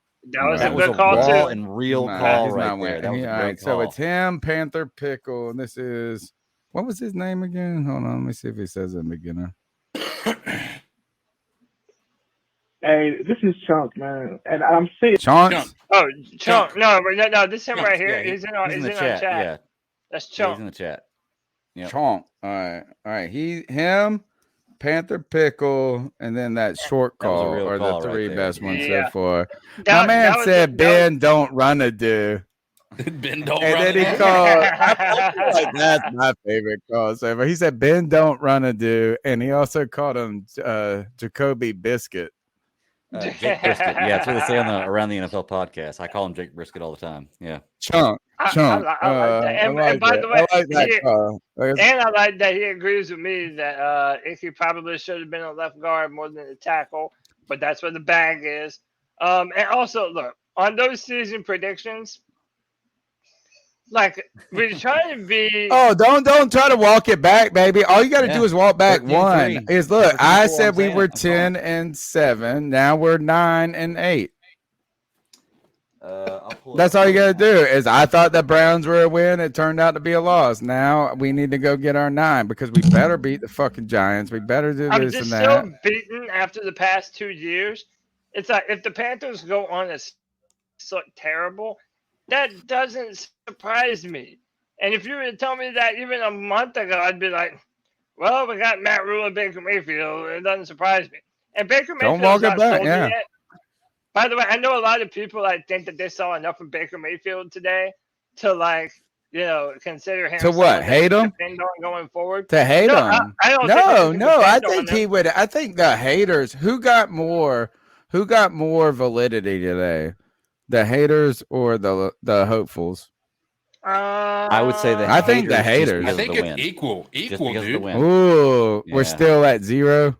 Dude, it's Yeah, You're but right. there's I think no it's still at progress at 0. all. You're Yeah, I right. think it's You're still at right. It's 0. I kind of agree. a push. Yeah. It's a And push. Tony, just by the way, you were 8-9 before we got Baker Mayfield, and then you were 10-7, I believe. I know. I only went up 2 games. I went up so 2 you're games. You're still in the money. I was unfortunately 13-4 after we got Baker, so mine's not looking too good. We're gonna see. Part of it was the defense, man. There was no reason why we should have lost to Jacoby Brissett under Agreed. center today. Agreed. Well, because we can't. Yeah, there is a reason, and we didn't. There is a singular reason. And they wear it stripes. wasn't That is Jacoby the reason they wear Brissett that stripes. beat us, bro. Exactly. That's what I'm saying. We didn't just lose can't to Jacoby stop the Brissett. run, and it's been 5 years. Yeah, we It didn't. has We been didn't lose since- to Jacoby. Yeah, it's just we just have not been able to stop the run since 2019 or whatever. I would say Since 15, whatever to be honest Luke, with you you. remember Like, the after year that, Luke yeah. Kuechly hung it up. The year that the last year Luke Kuechly played, he realized this is he said we can't stop the run. And he quit. But even the last 2 years, we weren't doing well. You I know? know. All right, next call. Hey, it says your boy, you guys, Cookie Monster again. All right. Cookie Monster, So, what's up? I'm watching your guys' show right now. For everybody that's sitting there saying that McCaffrey is not a star, even though he has been off the field for the last 2 seasons, basically, okay? if you look up the statistical categories and everything, since he's been in the league, just sit on this, the fact that he is literally still top 15 in every rushing category. Thank you. That is out there. That shows how dominant of a presence he is when he He's is still on a the top, field. There's top 3 no offensive rebuttal player. to that, man. You got your star player and everything. You play your fucking star player, point blank, period. Earn your fucking paycheck. Agreed. Adding to that, it's not even top 15 just rushing. You add his passing yards to it, and he's a top 3 offensive player, even with the games missed. He's the best player in the NFL when healthy. Period. Argue with me. Next call. You know. Hi, name is Jay. Appreciate you guys taking these calls. Had some thoughts on the Browns Panthers start here today, and I wanted to know what you guys might have thought about it. So first thing was, did really like Baker Mayfield eventually, but to start the game, he was absolutely atrocious. That pick was one of the worst picks I've ever seen. And I also do think that final muff on the last drive could have very well cost Panthers the game, to be honest with you. You might have had a touchdown there, if not for that muff punt. So that was problematic. Also, play calling I did not really appreciate at all. I don't understand what Matt Rule and Ben McAdoo are doing, but running the football with C-Mac on 3rd and 11 on the could-be game-winning drive, that's absolutely ridiculous. And that also could have very well cost them a touchdown, which could have cost them a game. The fact that C-Mac gets only 10 rushes in the whole game is completely absurd. That's ridiculous. And that's the moment you decide to use him, right? Trick plays on the very last drive. That's nonsense. I don't understand why Let's run the ball in the fourth quarter on the very last drive. That is just completely absurd to me. And then on top of that, too, I wanted to say, I think that this defense, honestly, if there's a touchdown on that last drive, or the defense manages to just stop 10 more yards, this is a win. One third down. Or the refs don't give them a bullshit call. I thought the offense got hot late eventually. C-Mac should touch the ball more. And also, I think we should be kind of hopeful. This looks like we're potentially a pretty good team. So, nice. Appreciate you. Nice. Isn't it crazy how some people can come away with vastly different conclusions watching? That's because it's confirmation bias. Anybody. It is. Like if you that's like listening to Joe Biden's speech. If you are a fan of Joe Biden, you're going to come away with like, oh man, he is an incredible speaker, right? Yep. And if you nobody has said that since he's been president. It's why debating is pointless because people become entrenched in their own decisions, and you're not going to pull. I don't think that was a stupid position. I think that's a fine call. And what I think he is onto absolutely is not. this. Yeah. No, I think he makes a good point in this, is that we can only harp on the pessimism of the moment. Right. And look, there are plenty of things to be upset about. There truly are. Like, you should have won this game. You had the opportunity to win this game. There are play calling this and that. But, like, you can be overwhelmed by negativity, too. Yeah. Well, and the idea is that it is a long season. And look, when I say this, the chat's about to freak out. G-Baby about to call in again and be like, Tony, you're the dumbest motherfucker I've ever heard. But the year that Tampa Bay won the Super Bowl with Tom Brady just 2 years ago, they got blown the fuck out by the Saints. Blown out. It was like 28-3. So I don't want – I think I think the negativity, the criticism is all valid. I don't think, I think being a half glass full just to be a half glass full person is kind of ridiculous too, in one hand. But I don't think that we need to say these people suck entirely. I think Derek Brown's an example of that. Y'all shit on Derek Brown. Next call. Hold on. He's stuck every time he push played. back. Push back. My vote on that is to be that one to be one of the calls of the night, because here's the thing: is like I'm a big fan. When somebody brings more than 1 point of saying, listen, there was positives here, but there was negatives here. All these people shitting on Baker Mayfield, not one of them have praised him for the decision-making he made in the second half, right? And I'm willing to accept that Baker Mayfield made mistakes in the first half, right? So I'm praising that one because I think I want to put that one up for the potential for that T-shirt, because I think that when you have somebody who comes in here even-keeled, who has an approach that is both, negative and positive that says, hey, listen, there was a lot of negatives, but there's a lot of positives too. I think that's somebody we should listen to. It's not a glass half full, a glass half empty. It's a, listen, our glass isn't where it needs to be, but there's some things to look forward to. Good point. Next call. Yep. Wait, I wanted to read one more thing. Hold on. Indeed. I just How are want we to give ever a gonna shout get out. through this? Stop the cap with the 199. Carolina, the new factory of sadness, and go Browns. And Oh, is this a Browns fan? yeah, who donated to us? So we had, hey Thank man, you. at least he donated, you know. And They Daniel are good Sarton, fans. Daniel Sarton likes your comparisons. He said, "No, I can see Matt Rule and Biden reference. Both of them struggle to know what they are." Next call, Tony. All right, here we go. C3, what's going on? This is ND Hedden, a.k.a., of course, Nick Hedden. Hope everybody's having a... I know it's a shit day because we lost, but other than that, hope everybody's doing good.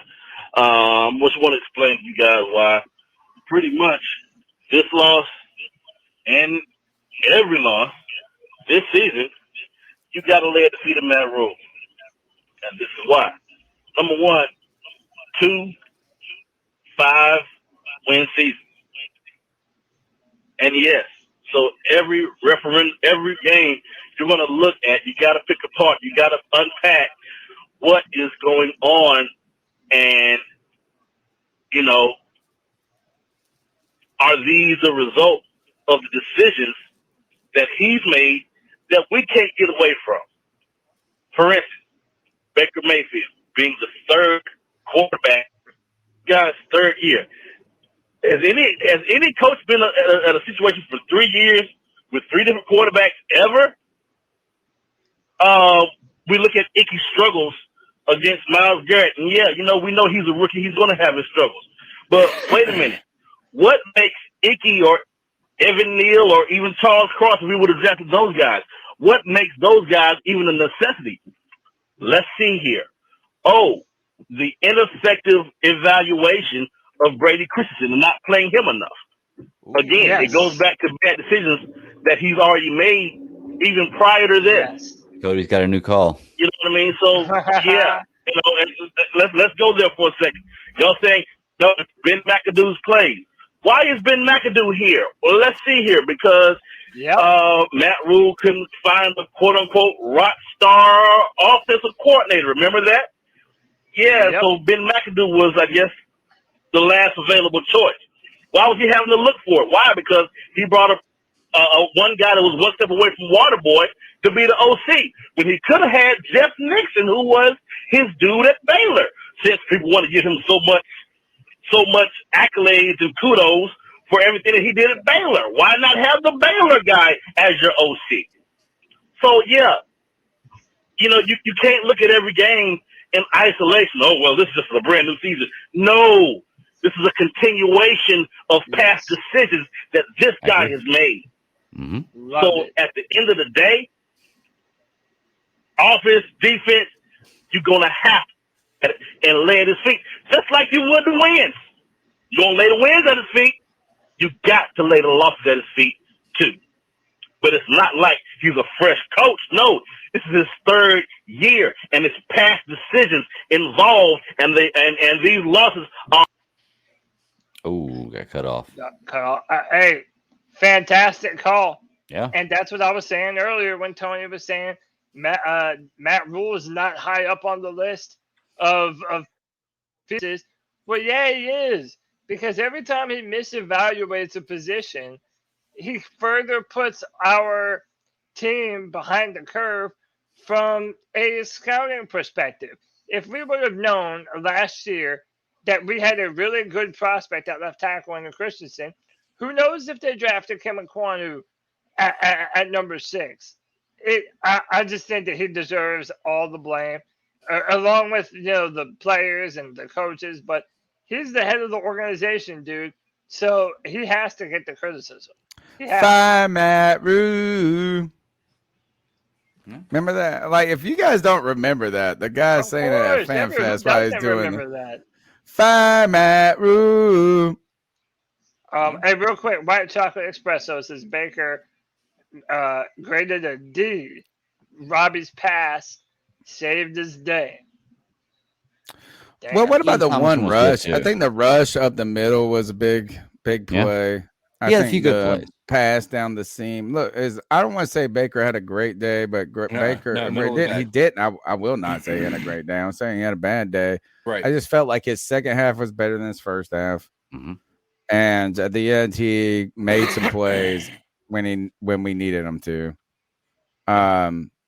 And that's the thing, is that like he stunk early on. And you know what? I would say to someone who said I was critical of Ron Rivera, I felt like I was always sort of on Ron Rivera's back, like had his back, but maybe I'm wrong.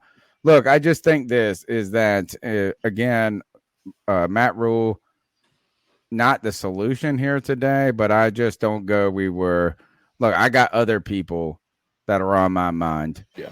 Got other people on my mind. And look, is like some people need to realize that Cody Lashney ain't a fool. And some of the things he said, you know what I'm saying? Especially, and look, it's kind of a balance. Look, yes, you drafted Ike Ekwonu to be a left tackle. Yes, we all agree with that. We all agree that that's what the hope and the upside is.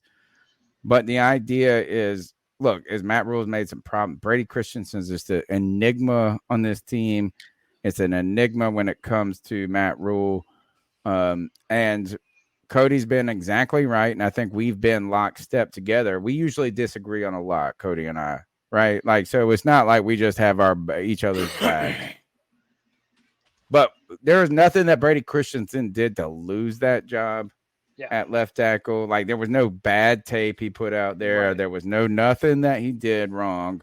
At the end of the day, it was kind of like that same ridiculous thing. It was just Matt Rule manufactured these competitions. He manufactured them. He should have just put Iggy out there at left tackle the whole time. Yeah. And just said, this is what we're going to do anyway. Who cares? Right. And you guys all who are listening and us, and it's not me trying to lecture you. It's not me trying to teach you, but I promise you that rookie left tackles, no matter how great they will be one day, struggle in their rookie year. Yeah. Mm-hmm. It is just the norm. It's the anomaly when they don't. It's the change in pace is what it is. It's also, keep in mind too, right? You have an off season of training, but like normally if you've been in the NFL, like an off season after the football season's over, you focus on getting your body right. You focus on football.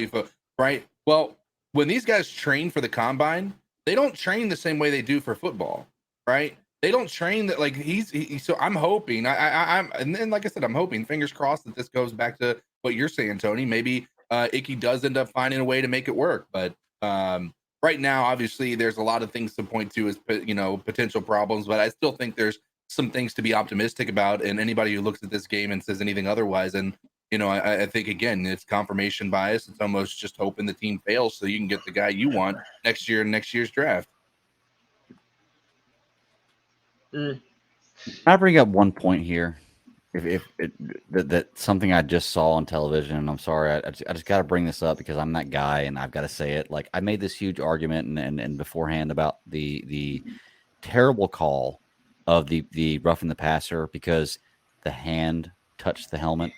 I'm watching the Las Vegas Chargers game right now, and Derek Carr has the ball on fourth down while standing, gets hit in the head by somebody's hand, and the face raked across the face, or excuse me, hand raked across the face mask, even turned his head, and they didn't call anything. So please, please, please don't tell me that certain NFL referees don't put things out there and judge things differently, because that by any means, all wasn't roughing the passer, but it was way worse than anything you saw with Brian Burns, and they didn't call anything. And I think hands to the helmet actually hit the tackle more than it hit anybody in our game. You know what I'm saying? Like, I really don't even remember it hitting the quarterback. I thought like, oh, is that why they called it? And I looked at it and I was like, nah. It's a narrative, man. I'm sitting here watching this, and Derek Carr literally the hand hits the helmet and knocks his head to the side and then breaks his face. Play. I mean, I do and I don't, but anyway. Go ahead. Let's see. Cody, you have one thing to say. I wanted to say one more thing. I wanted to highlight what Karen Choi said. If he was getting beat like a drum, they did not get him any help. this goes back to the Ben McAdoo, Matt Rule thing. Yeah, If that's you where ha- you if, put a lot of receivers out there. yeah, if you have your rookie getting beat by one of the best defenders in the NFL, and you know that you have a rookie, why don't you already have a package set up on passing downs to put Tommy Tremble or Ian Thomas or Deontay Foreman or McCaffrey, someone over there to give your left tackle some help? How is that hard to do? And you knew that going into the matchup that you had one of the best all-pro DNs in the NFL going up against your rookie left tackle. That's madness, dude, and that's poor leadership. All right, next call. What's up, C3? 89 J Stubbs here, calling in Stubbs. after the game. What's up, brother? They called for rain today, but it was like a midsummer, so I'm sunburnt and angry. Not really angry, because I kind of set my expectations for the year, but as long as we continue to not stop the run, you know, the other team's going to control the game no matter what. We can never control the game. We got to hope we can pull a rabbit out of our ass in the last minute of the game. With Phil Snow's defense, and I think it's a little bit overrated because it don't matter if it's 3rd and 2 or 3rd and 15. They're going to pick up the first down. And they had no respect for us. I mean, 4th down, they were going for it. So, you know, as much as we want to blame Baker, which he didn't look good, but the team didn't look good. Mm-hmm. And but anyway, that defense, man, it really, you know, that's something that you know. I know McCaffrey's going to score, and I figured the defense could hold up. But the defense, ever since Cam Newton came back last year, the defense has been kind of awful. But anyway, keep pounding. See y'all Tuesday. Man, big time supporter of the show, 89 J Stubbs. We love you, bro. Next call. Hey, this is Raw Dogs. I'm in your chat. Longtime Browns fan, and I just wanted to explain to you guys that what you saw today from Baker is what we've been seeing for 4 years, and you can expect that practically all season. All right. Well, Baker, it's better than you've had for the last 29 years. So Was if that it? you're hating on that, then I'm sorry. That was It's it. better than you've seen for the last 29 Was that years. his whole call? Yeah, I didn't cut him off. I'm not gonna shit on that man. I think he's being nice to us. I think he's trying to warn us. I think he's trying to say, "Hey, dude." Well, here's the thing. This is who Baker Mayfield is. Let's get it right. He isn't trying to warn us. He's hoping Baker fails because if Baker succeeds, it is a fucking travesty for the Browns. If we would have won this game, what would have happened to Cleveland today if we would have won this game? Baker hit those plays. Crazy. Look, he might be right. Holy fuck! But here's the thing. Here's the thing. You got to put some context in the game, right? You got to put some context in the game. He was the best thing you had since fucking Bernie Kosar. I don't even know who the last fucking one. And if you say Derek Anderson, I'm gonna fucking kick you out of this place because Derek Anderson and I got beef. I'm blocked on Twitter by Derek Anderson. I don't like that dude. You gave away my question. Oh, it's all right. Number 2 is that like you might be right, but we had Sam Darnold last year. You might be right, but we had fucking Teddy Bridgewater. You might be right, but we had Josh Allen. Not Josh Allen. Taylor Heineke. We had, what was the other one? What other Allen? The little bitch ass. We had all these motherfuckers. Like since Cam, that Kyle Allen. My whole point is this: is you might be right, but the thing is that he's better than anything we fucking have. And until Deshaun Watson proves himself, he's better than anything Cleveland's had. What if Deshaun Watson comes in and loses 5 games out of 6? Guys, I hear everything that you're saying. The reason why I'm halfway defending this guy is because him and I basically believe the same thing about Baker Mayfield. I get that. I don't think Baker Mayfield's a bad quarterback, but I think that you have seen who Baker Mayfield is. He's good enough, but he's never going to put you over. And all the batted passes, I think it's a problem to his game. Yeah, he did. Look, that is a real deal. Is like I went and looked at the first game of his best season, right? The season they went to the playoffs. Batted passes. So I went back and I was like, oh, I'm going to look at this and see what Baker's good at. In the first game or 2, I watched 2 games, and that was a real deal. It was like the first quarter was like batted pass. Like, so I think he's about that with telling Baker us Mayfield. Because they're not a complete pass. That's why But we're I going want to to ask, we complain complain about about it. Baker Mayfield, but we never said that about Doug Flutie, about Drew Brees, about Russell Wilson, about all these guys. They have bad passes too because they're all Well, but it wasn't quarterbacks. habitually. You know what I'm saying? Like They they have all quite a few. got They're it just more done. successful. They're But more Baker is successful, a so we don't thing. say anything. Greg, You know? I disagree. I think with Baker is far more of a thing than with those other guys. I mean, Okay. It may there's be. obviously a We'll technique see. thing We'll see. involved. There's involved because there have been other short quarterbacks that have been successful and maybe haven't had that much of a problem. I don't know. I'm just saying that for Baker Mayfield, it is. All right, Oh, let's by go the to way, next real call. quick, I know you want to go on. No, hold on. I know you're wanting to go on. Roosevelt Mongo has been so generous today. Another Incredibly. $10 says, Tepper, give the team back to Jerry Richardson. You've worn out your welcome sitting up there on your throne, your majesty pretending like you're frustrated. I know. I feel like he might be the most hated person in North Carolina for me. Oh yeah, like somebody, I think Pat Coltrane had made a tweet about, hey, somebody tell Tepper he might want to stay off of Twitter. I'm like, yeah, because his basement fan base is going to be tweeting. I know. Yeah, I mean that's dumbass basement people actually. And then I get irritated by these assholes that are in our comment section being like, "Well, I'm sitting in a basement in North Carolina." I'm like, "Well, of course you are because you're in like the 1/8 of the western state that can have a basement, bitch." Like the rest of the state can't have one. If you are, I want to know this: do people in Charlotte have basements?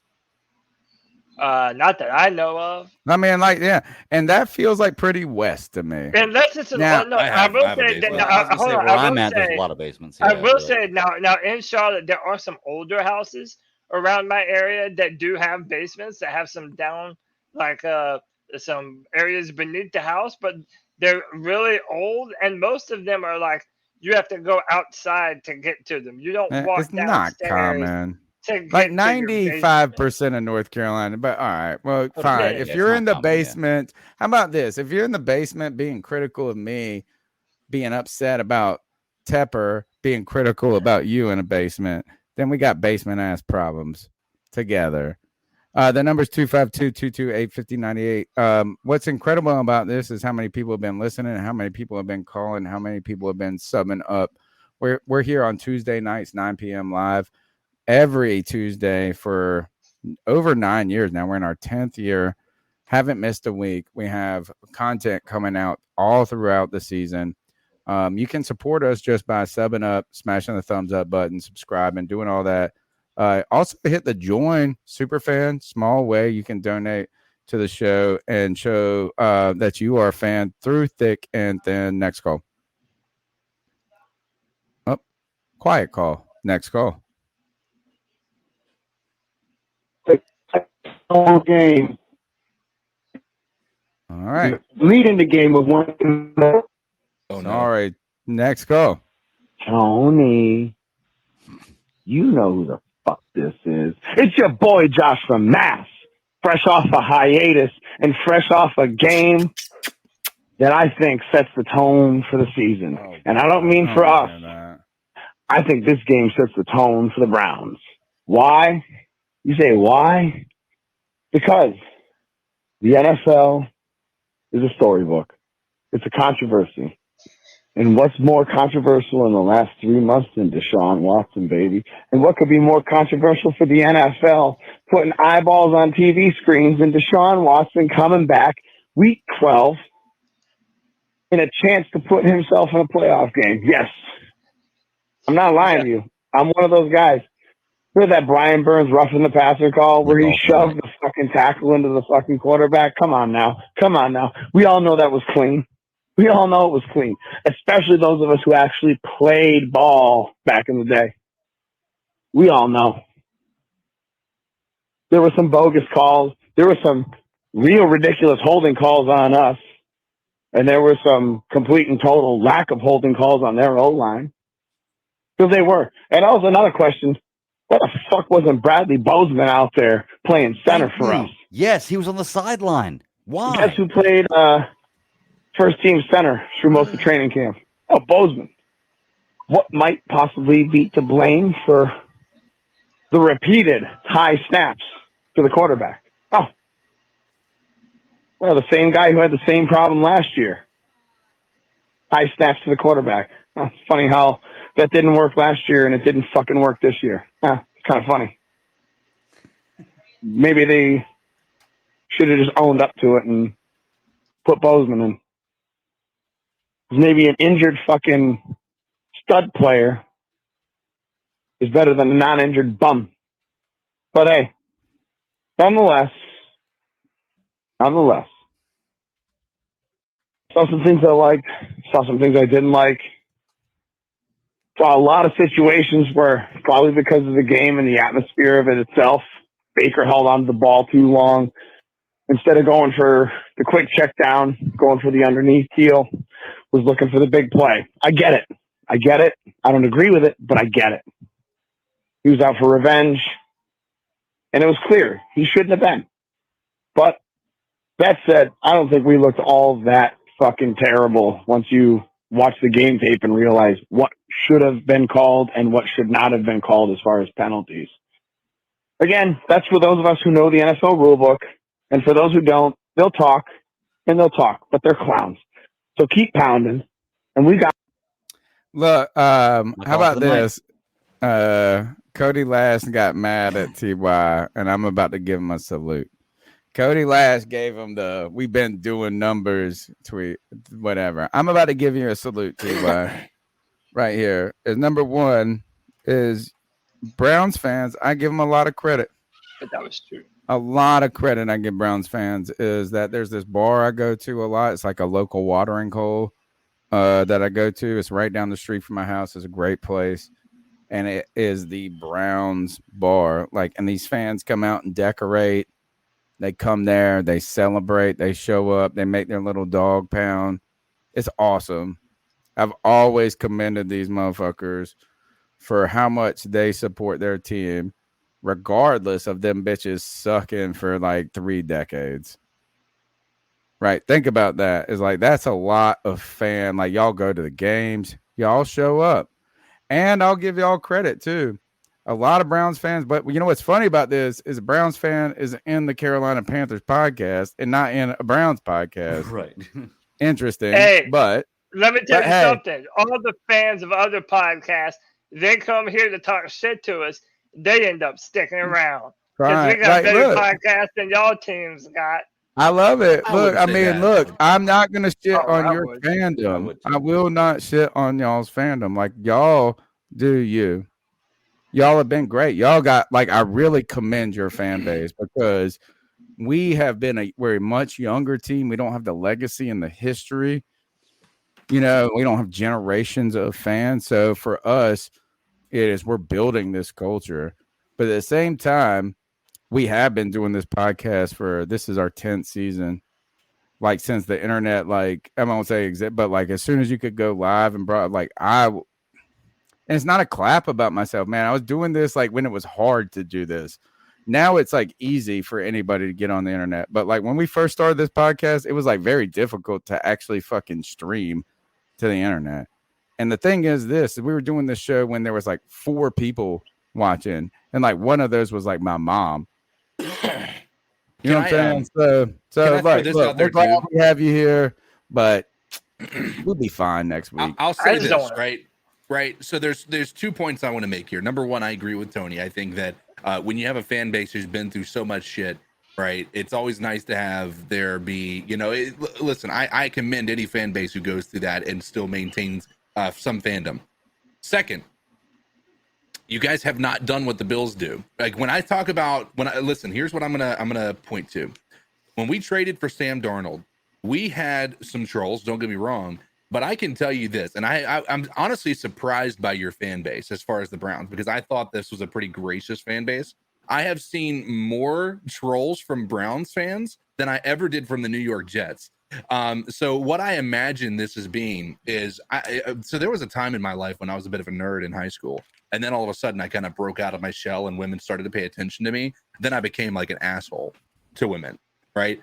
That's what Browns are doing right now. They got a little bit of success. I know. One little win. It literally flipped the fucking switch on their personalities and they believe Like, we own the fucking NFL, baby. But They still, got dated one girlfriend. They got damn one good right. leg. So here's the deal. The Bills, they did this same thing. They had horrible non-success for years. They started to be successful. And you don't see that what they do is they are literally fucking sending money to charities of other teams that help them get into the like, listen, that is the way to do it. If you're in this trying to talk shit and try to make us feel worse about this, listen, you need to find something else to do with your life, brother. You can't Go make me on. feel worse, Listen, right? we've We been already with, feel terrible about ourselves. We two fucking get on the 5-win internet and talk Hey, about football can for I just 90 echo hours. Panther Pickle sentiments? Yeah, they're good. They're great. They're so fucking awesome. Shout out to the Browns fans, and don't let the door hit you on their ass on the way Listen, out. I don't want to say that to everybody. There's only a few of them. I think that it's the vast majority of Browns fans are good people. I think it's just when No, you get I those understand. ones that want to come in here whose sole goal I don't is give to a try fuck to if you're a good person or a bad person. Hit the thumbs up, hit the thumbs down. You know, thumbs down on YouTube actually gives you just as much to the algorithm as thumbs up. So I don't give a fuck. I welcome all of these differing opinions. I do welcome all of them. And I will celebrate Browns fans. Like, I mean, I think there's something very important to people that cheer through that. And what we are trying to do on the C3 Panthers podcast is ultimately build a culture that can withstand that. Right. Yeah, it's just Like, hard you know to what I'm saying? Is this is celebrate them we've when been they've to done think about nothing but this. shit on us for the past 2 weeks. But think about this. We have been to the Super Bowl twice in our existence as a team, and we came into existence in 1995. There's only a few teams that can say they've been twice in the amount of time we right. have. We haven't won it. We haven't gotten the chip. So I mean, we ain't over. But what I'm saying is this is but when you don't have, we are finally getting to the place of a team where our children are fans. You know what I'm saying? Like, is that like your parents were a fan? That's the reason you love the team. That garners a loyalty that perseveres losses. We are trying to build a culture that can survive a loss like today. We are trying to build a culture that can survive 5 losing seasons in a row. And I would argue that the Panthers fans, we don't have that culture yet. No. Like we are here on the fucking battlefront. And the people in the chat are the fucking soldiers in the war for building that culture. And to be honest, like, you know what? We're ready. We're ready to keep going. And we ain't going to quit, sadly. If you've seen our podcast, it literally does not stop. Like, until the internet fucking cuts us off. They're like, your guys got to stop The fucking Panthers talking. have diehard fans too, just like every other team. And I do want to say this, and then I want to move on. I remember when the Browns were terrible, and they were struggling to fill seats. They were selling tickets for like $5 toward the end of their season. They couldn't get people to go to games. Well, you could be like our team. My thing is this: winning changes everything. And if you look at these past 3 seasons and what the Panthers have put us through, I would say the Panthers have an underrated crew of diehard fans that are willing to go through them to the fucking thick and thin of it. I think that's all of us. I think that's every badass that continuously C3 Panthers podcast. And I think that we do have that. We just have to continue to build upon that. And the only way to do that is home, which the Panthers do not do. And our home advantage and our fan base won't be comparable until we start doing just that. All right, next call. Tony. Is You this know the same who the one? fuck It's the this same one, is. It's your boy. Next one. All right. Hey guys, it's the growl that makes him howl, aka Joey the Blind Panther. A guy who was actually at this game. Couldn't see a thing. And honestly, sorry, I think we have something here. It would like that. I know a lot. I know we're upset because, dude, that thing sucked. We fucking had it. Come on. You got to do better, and you got to do better than that in the first half. And Matt Rule's gonna Matt Rule, I guess. So, but honestly, I think we have something. It's week 1, y'all. It's week 1. Week 1 is like the most unpredictable week. It's almost like preseason because Like, you have so many anomalies. Like, remember last year, the Ravens, or it was some team that beat a really good team, like 59-3 or some crazy shit. And that was like, the team that beat them was kind of crappy. I forgot what it was. But I think that we just have to turn it on because, you know, the cardiac cats are back at it again. They, very cardiac. First half, do shit. Best part of the first half was technically not the first half, which was, actually, no, it wasn't. It technically wasn't the first half. It was the, national anthem singing and the, honoring of the veterans and stuff. That was the best part. And then Sugar Ray performing Every Morning and Fly at halftime. But it was insane too because that stadium was loud. It was very loud today. And I admit I was probably responsible for about 2% of that noise, making a lot of noise. But it was loud. We almost had it. We were into it. Should have had that.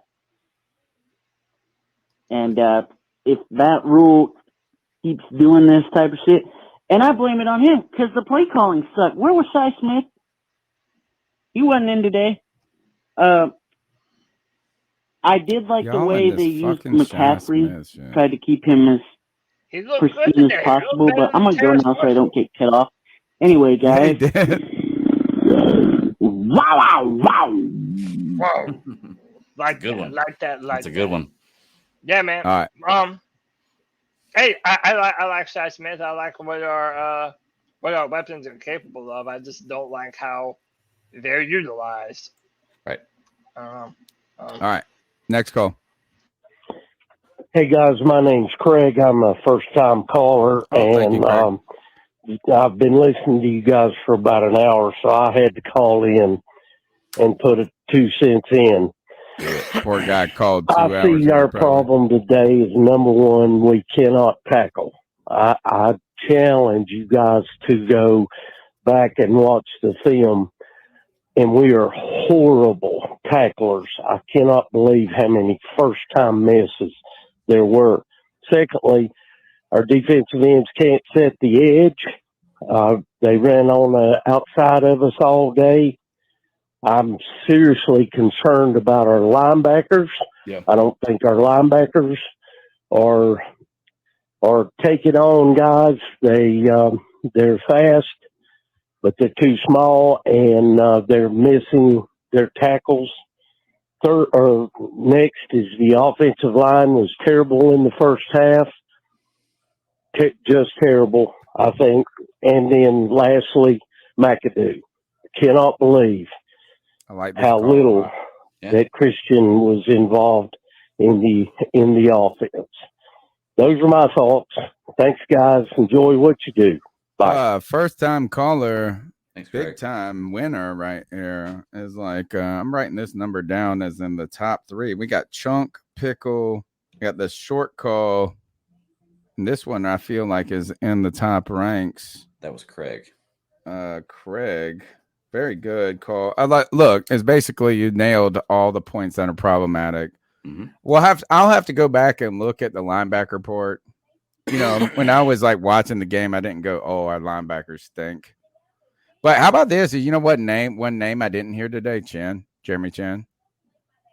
I saw him a few times, but beyond that, no, He was able to get some of those tackles short up. Yeah. I just didn't feel like he had like 1 or 2, and nothing. Yeah, I mean, nothing major. But he didn't get not blown that up. he had a bad game. I'm not trying to say he had a bad game. It's just missing in my mind. Oh, you know hey, what I'm saying? you know who had an underrated game that we haven't said his name all day, but I think they actually did play well? Shaq Thompson. Oh, he made a couple of big plays, and you know what?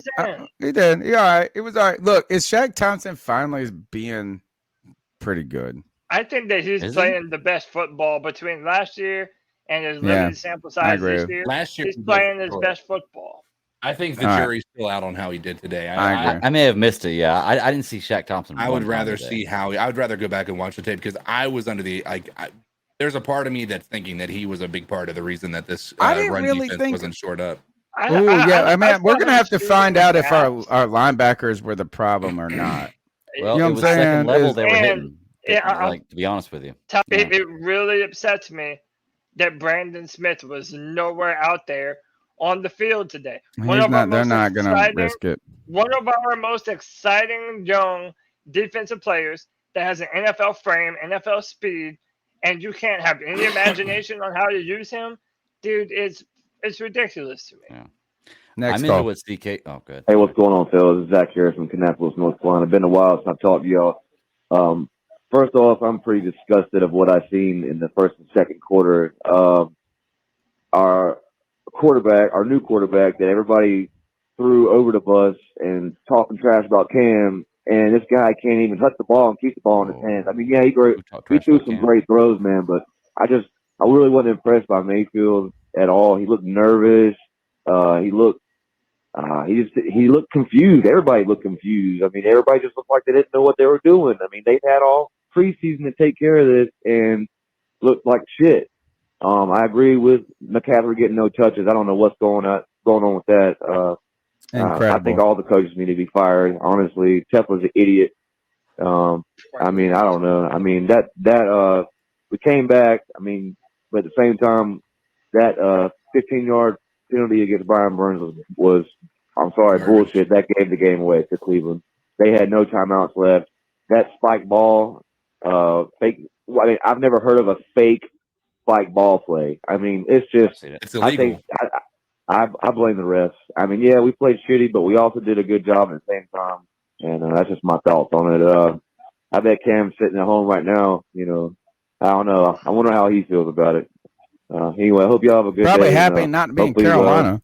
We'll play better next weekend. I don't want to see us going 0-16, but it's not looking good right now. And I'm just disgusted. Just to let y'all know, the Giants had a big won. game today. Or they did win. Yeah, Oh they my won God. against the Titans.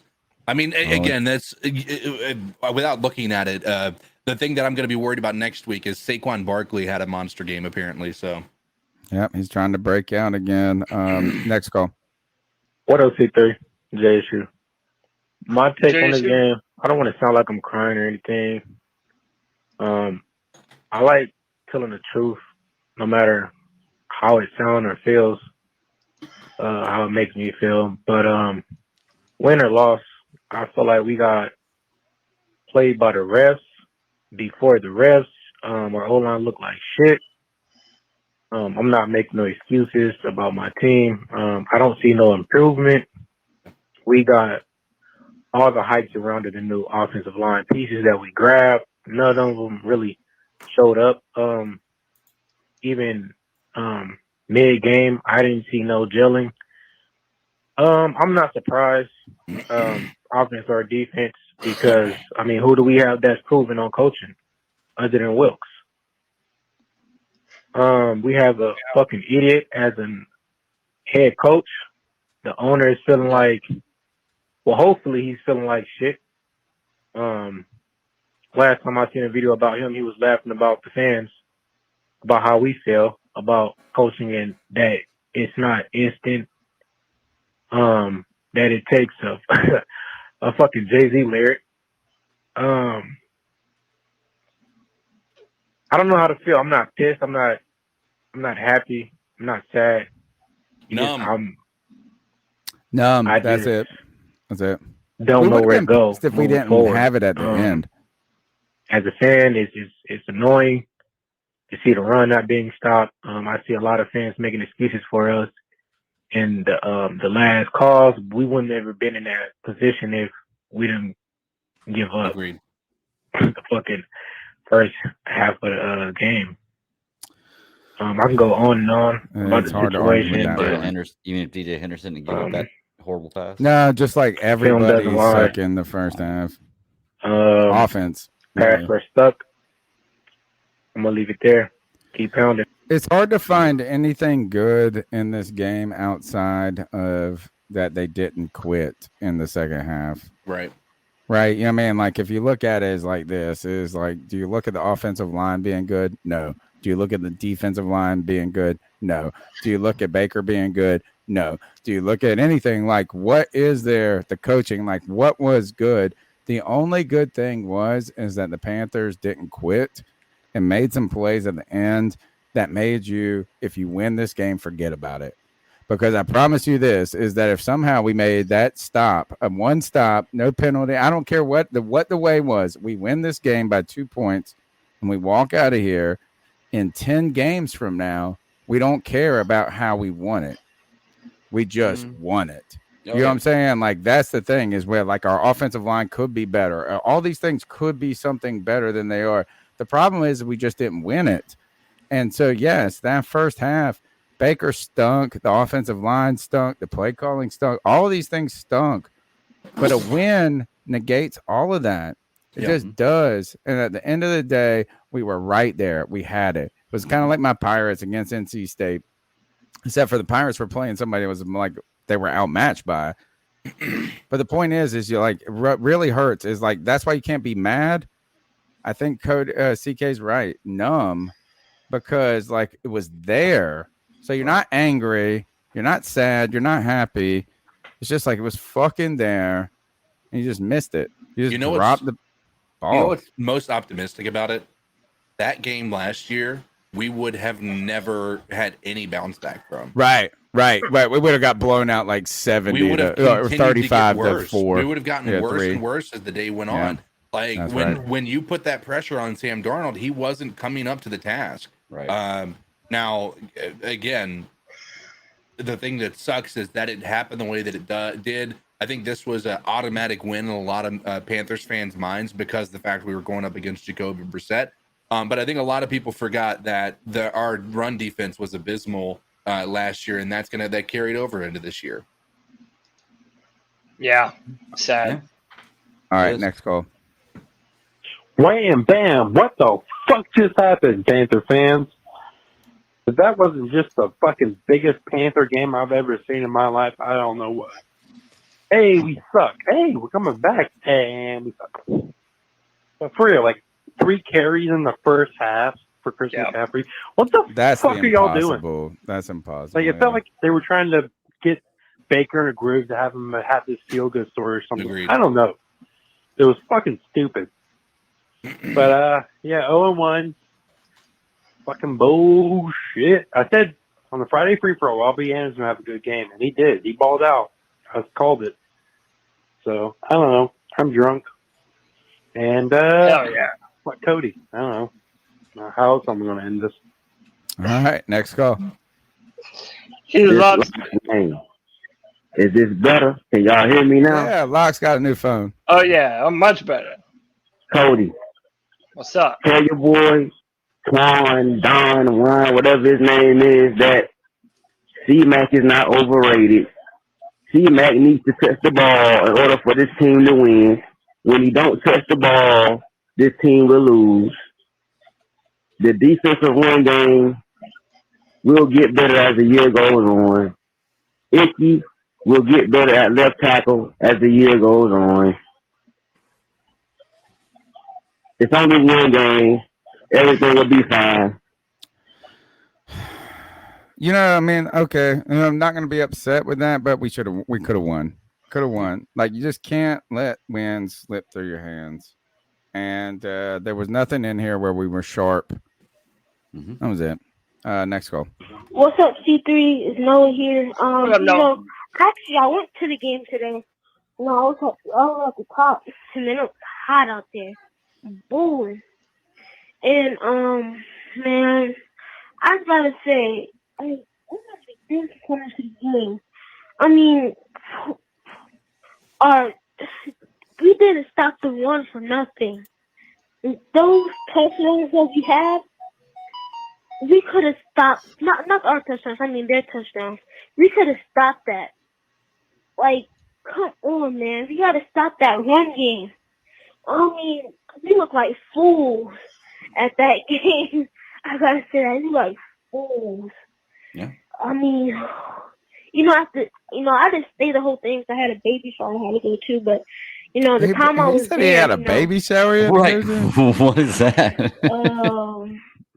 yeah, I mean, it doesn't make really no sense. Noah's And a this should fucking have been old an soul. easy win. I wouldn't say it was an easy one. Win. But we wasn't throwing the ball good, and Baker Mayfield, I mean, he wasn't able to throw the ball in the first half. He kept getting pressured. He got hit like 3 times. I mean, I don't know, guys, but we need to fix this before it get out of control, especially coming into this game versus the Saints. And I mean, we just have to fix this. We have to change up some game and fire Matt Rule and get something going. All right, guys. Good God. I'll see y'all Keep pounding, Noah. Tuesday. Good luck at that keep baby shower. pounding. Eat all those Keep cheese pounding. straws. Eat all those cheese straws. They are really expensive for some reason. Next call. Hey, it's Big Mike here. I just wanted to give you some thoughts on the game. It's only the first game, and all these teams are going to look weird for the first 4 games anyways. I mean, Baker Nicest Brown hasn't fan played with a full offensive line yet. He did great in the preseason, and he's going to do great the rest of the year. You watch. He's going to probably go on a 10-game winning streak here after this one. So, anyways, guys, enjoy yourself. Enjoy the almost win, but don't get down. I know you didn't score until late in the game, but look, it's all downhill after this. I mean, as far as the defense. So, anyways, good luck, and we'll see you guys in the Super Bowl. Bye. There you go. I like the idea of seeing the made me Super Bowl. depressed. But we scored late in the game. We scored on the drive after they scored their first touchdown, right? I think it was a third. I don't know. I don't feel No, like we didn't go into scored halftime scoreless. You're right. Actually, it was 14-7 or something like Yeah, that. I think we scored immediately after they scored their first touchdown. But this is the same guy. Yeah. Oh, this is the Chat stolen is saying that he's video. trolling us. That he's not Nah, actually. he's not. He's actually very nice. I mean, Come on, though. It was good. It was good work. I appreciate it. Cody, hit him up with the. We got one more. We got a super chat. We got a shout out. Yeah, that's right. Man, you already know who. Roosevelt Mongo with another $10. That's gonna be like 50 in today's show, man. If not More than that. I think he's up to like 60 or dude, 70. Roosevelt, I thought Sarah you Taylor are- was the big dog, and she is the hottest. Hey, out how of all. about this? We need to send Roosevelt something nice. We need to I send was just him- gonna say, Roosevelt, DM me on Twitter if you're on Twitter at the BatDaddy52, and I've got you a decal, see-through Panthers decal to send you free, man. I appreciate Love all it. the contributions. That's it. Awesome for sure. It says Carolina, the black hole of the NFL. It's a place no one wants to come. Jacksonville, Detroit, and the Jets have a brighter future than here until David Tepper wants a change in this situation. Next call. Awesome comment. Hey, it's Big Mike here. I just wanted to give you next call. This last man. Is this better? Can y'all hear me We now? already had this one. Next call. All right, hopefully this call sounds better than my first call. What I was going to say was the defense, the scheme is horrible. We're playing a college 3-3-5 that was created to stop Big 12 passing offenses. So we have no. That makes sense. We have no real run stoppers on our team. So besides I felt that, like we played that today, though. McCaffrey, they need to get him the ball. Don't know what McAdoo was doing. We definitely I didn't don't play know stop the what run. Rule's doing. Not calling a timeout to ice the kicker. So that's stupid. And then the defense, I mean, even with all the shitty defensive scheming up they did, we were still in the game. We had a chance to win. We should have went for it to try to get a touchdown instead of just trying to kick a field goal. And I think we're right there. I mean, we can still be good. Baker's not a world beater. He's not Mahomes or nobody like that, but he's decent. He's decent enough to win in the league. We can still get it. First game of the season. Keep pounding. Thank you for the call. I wonder about the 3-3-5 is that we do run that a lot. I have to go back and count and look at some of the alignments. I felt like we were lined up in a 4-3 a lot when I was, but Again, I was at the I go to the bar on the first week with my friend, a couple of friends to watch because it's fantasy, it's the season starting, and not to drink, but just like to watch all the games. And it's really hard to concentrate on a singular game, even when you're watching the screen, but there's 7 around it and your just eyes are like just bugging out over everything. So I'm gonna have to go back and watch this a couple of times. I want to go ahead and tell Chunk.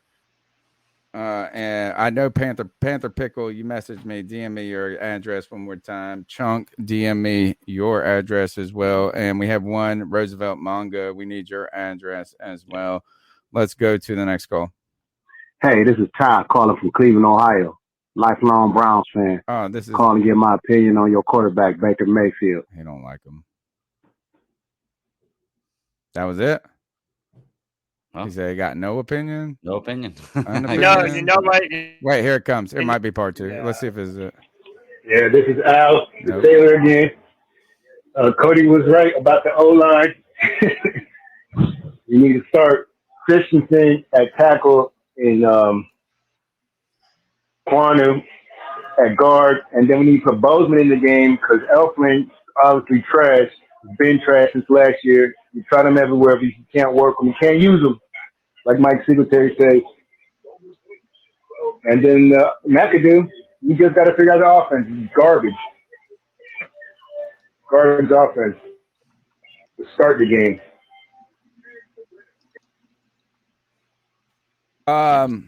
Well, you know what? I would say this is I think Cody's made some good points about Brady Christensen throughout.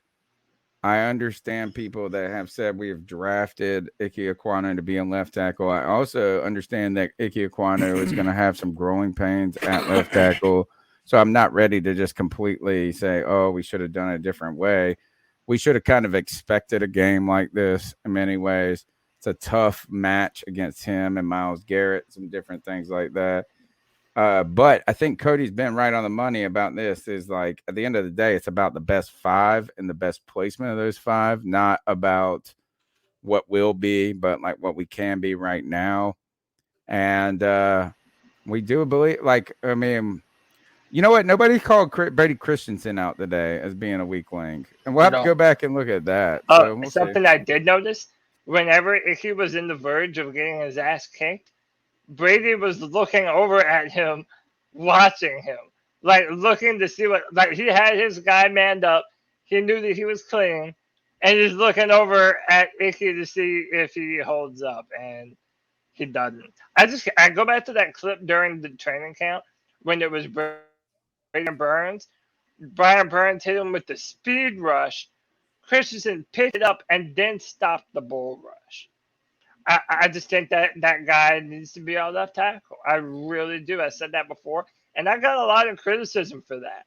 But run the football, do it behind Ikem Ekwonu. And by the way, Ikem Ekwonu is more important to the Panthers if you put him at left guard than he is at left tackle, because I think you just run the football behind Ikem Ekwonu. But All right, I think this might be my man's call. Might be the final call. Okay, this is Ty calling back. Hey, you know what? Baker was my favorite player. You know what I'm saying? Coming out of college, he was my favorite player. He was my favorite player on the Browns. So I'm gonna give it to you raw. I'm gonna give it to you real, and I'm gonna give it to you raw. Baker was my favorite player. I went to the game against the Jets when he came off the bench and he won, and the whole stadium got free beer.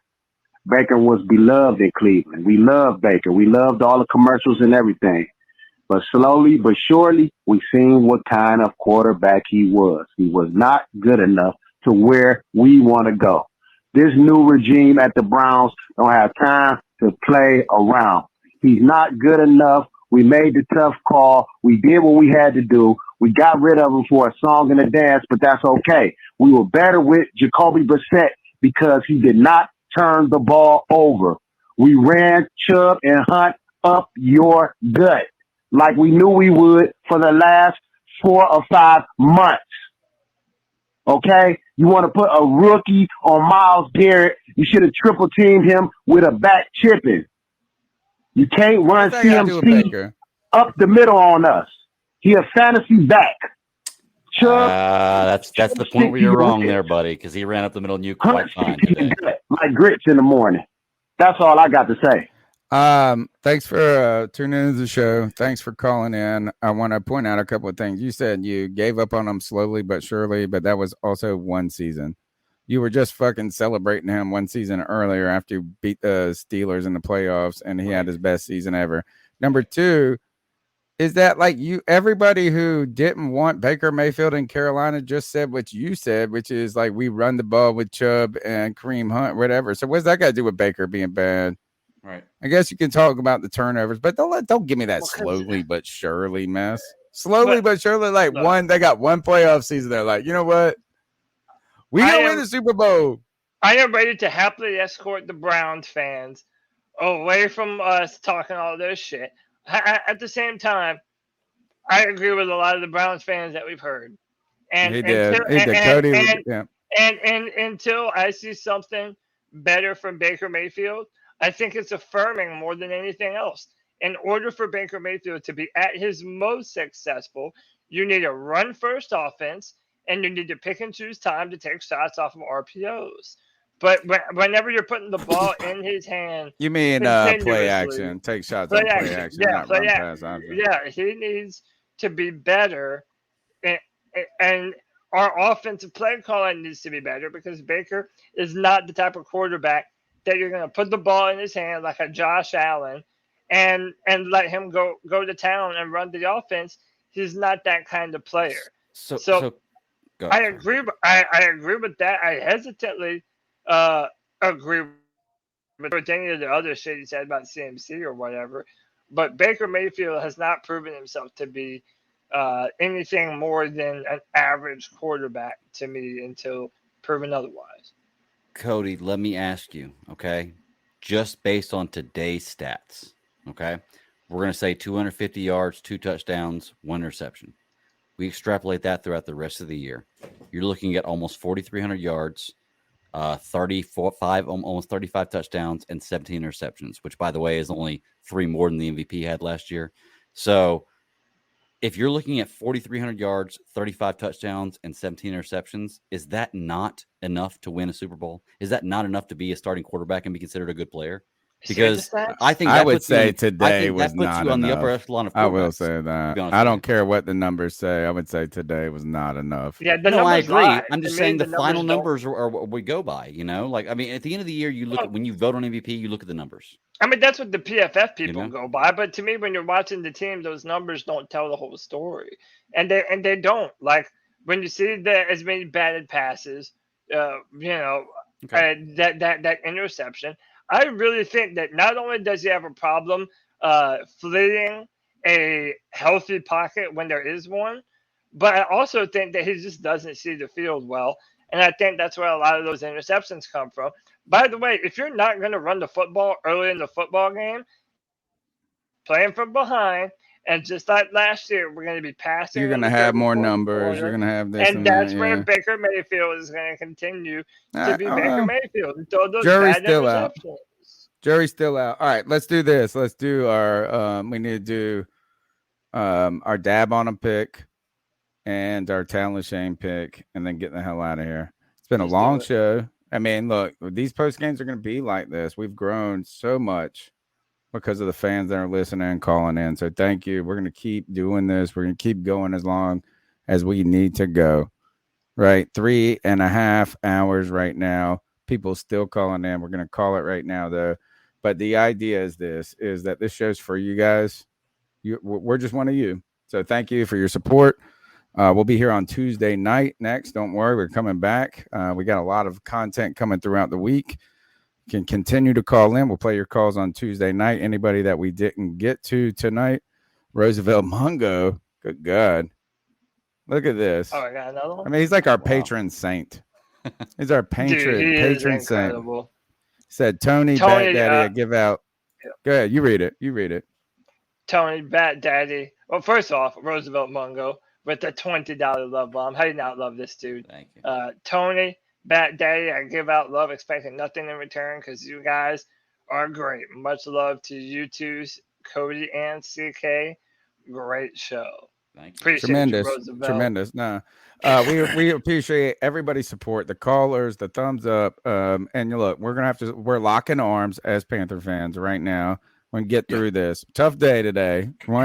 Really, I think it was harder for me because we let it slip through our hands.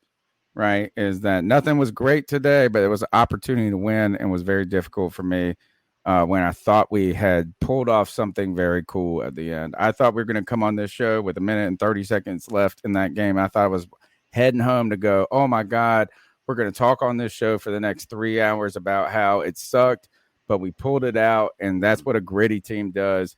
And we weren't a gritty team. We lost it in the end. So let's go ahead. Towel of shame. Let's start with towel of shame first.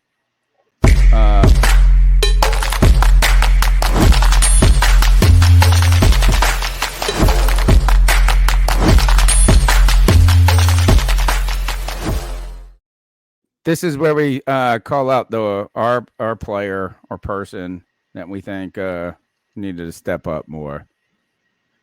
And I'm gonna go and say J.C. Horn. And I know you guys don't love it, but I felt like J.C. Horn, and I don't think he's a bad player. I think he's going to be good. I just felt like everybody has given him pass after pass after pass and coronated him as the greatest. And right away, he had a struggle bus first half of this game. So I'm going to say this. As talent shame goes to J.C. Horn, we need you to earn it, shut these down. And the guy, the really thing that kind of irritated me, I'm not irritated, but why was CJ Henderson on Amari Cooper? Like, if you so bad, motherfucking ass, like, why isn't J.C. Horn the dude manning up? Maybe we're playing zone in those plays. I don't know. Tell a shame to me goes to J.C. Horn.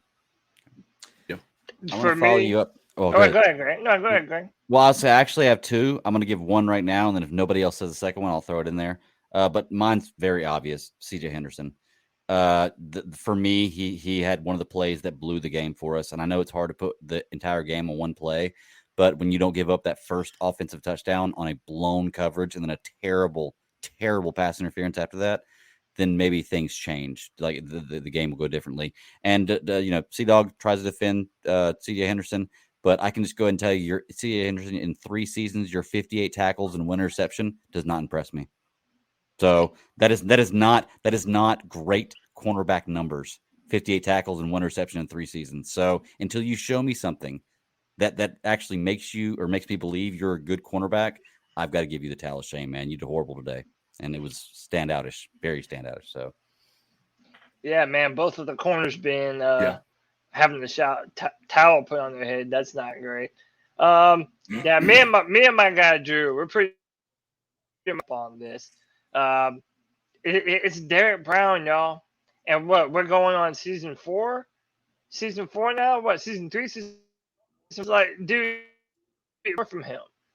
We need him to be that disruptor in the middle and really start to wreak havoc on these offensive lines that we're going up against. And I'm underwhelmed. And I know I'm not alone in this. I see all of the fans that say that they're underwhelmed by him as well. People are even starting to call him a draft bust, not worth the pick that we spent on him, which was already a narrative. So, yeah, it was rough.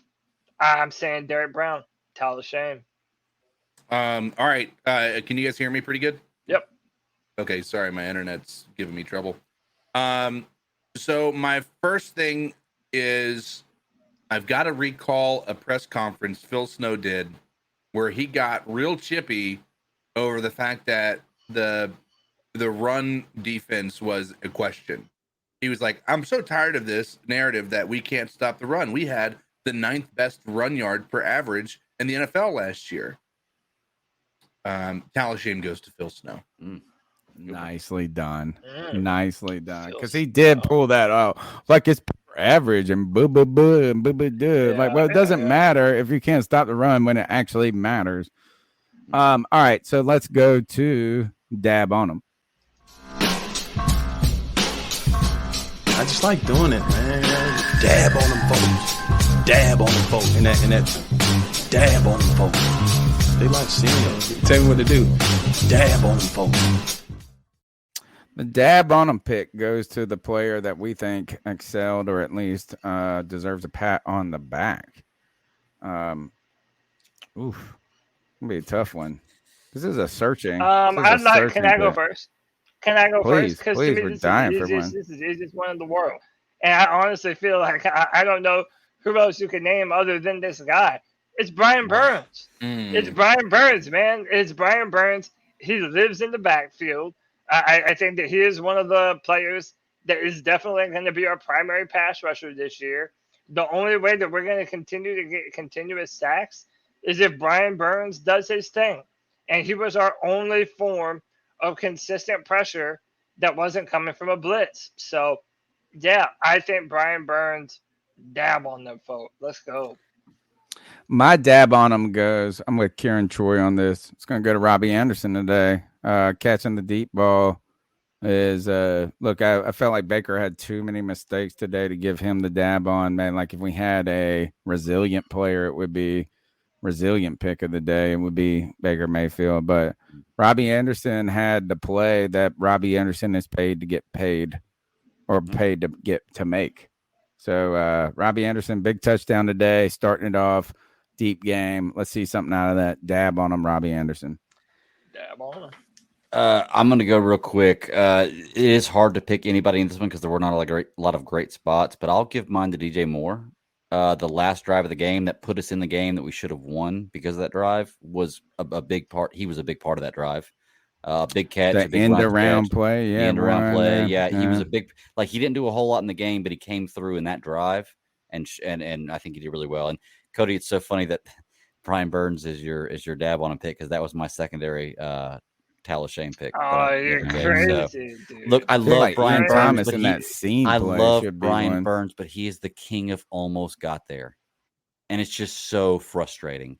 It's so frustrating to watch him almost get there every time, and I love him, and I want him to do so well, but he's so close to being one of the best defensive ends in the league.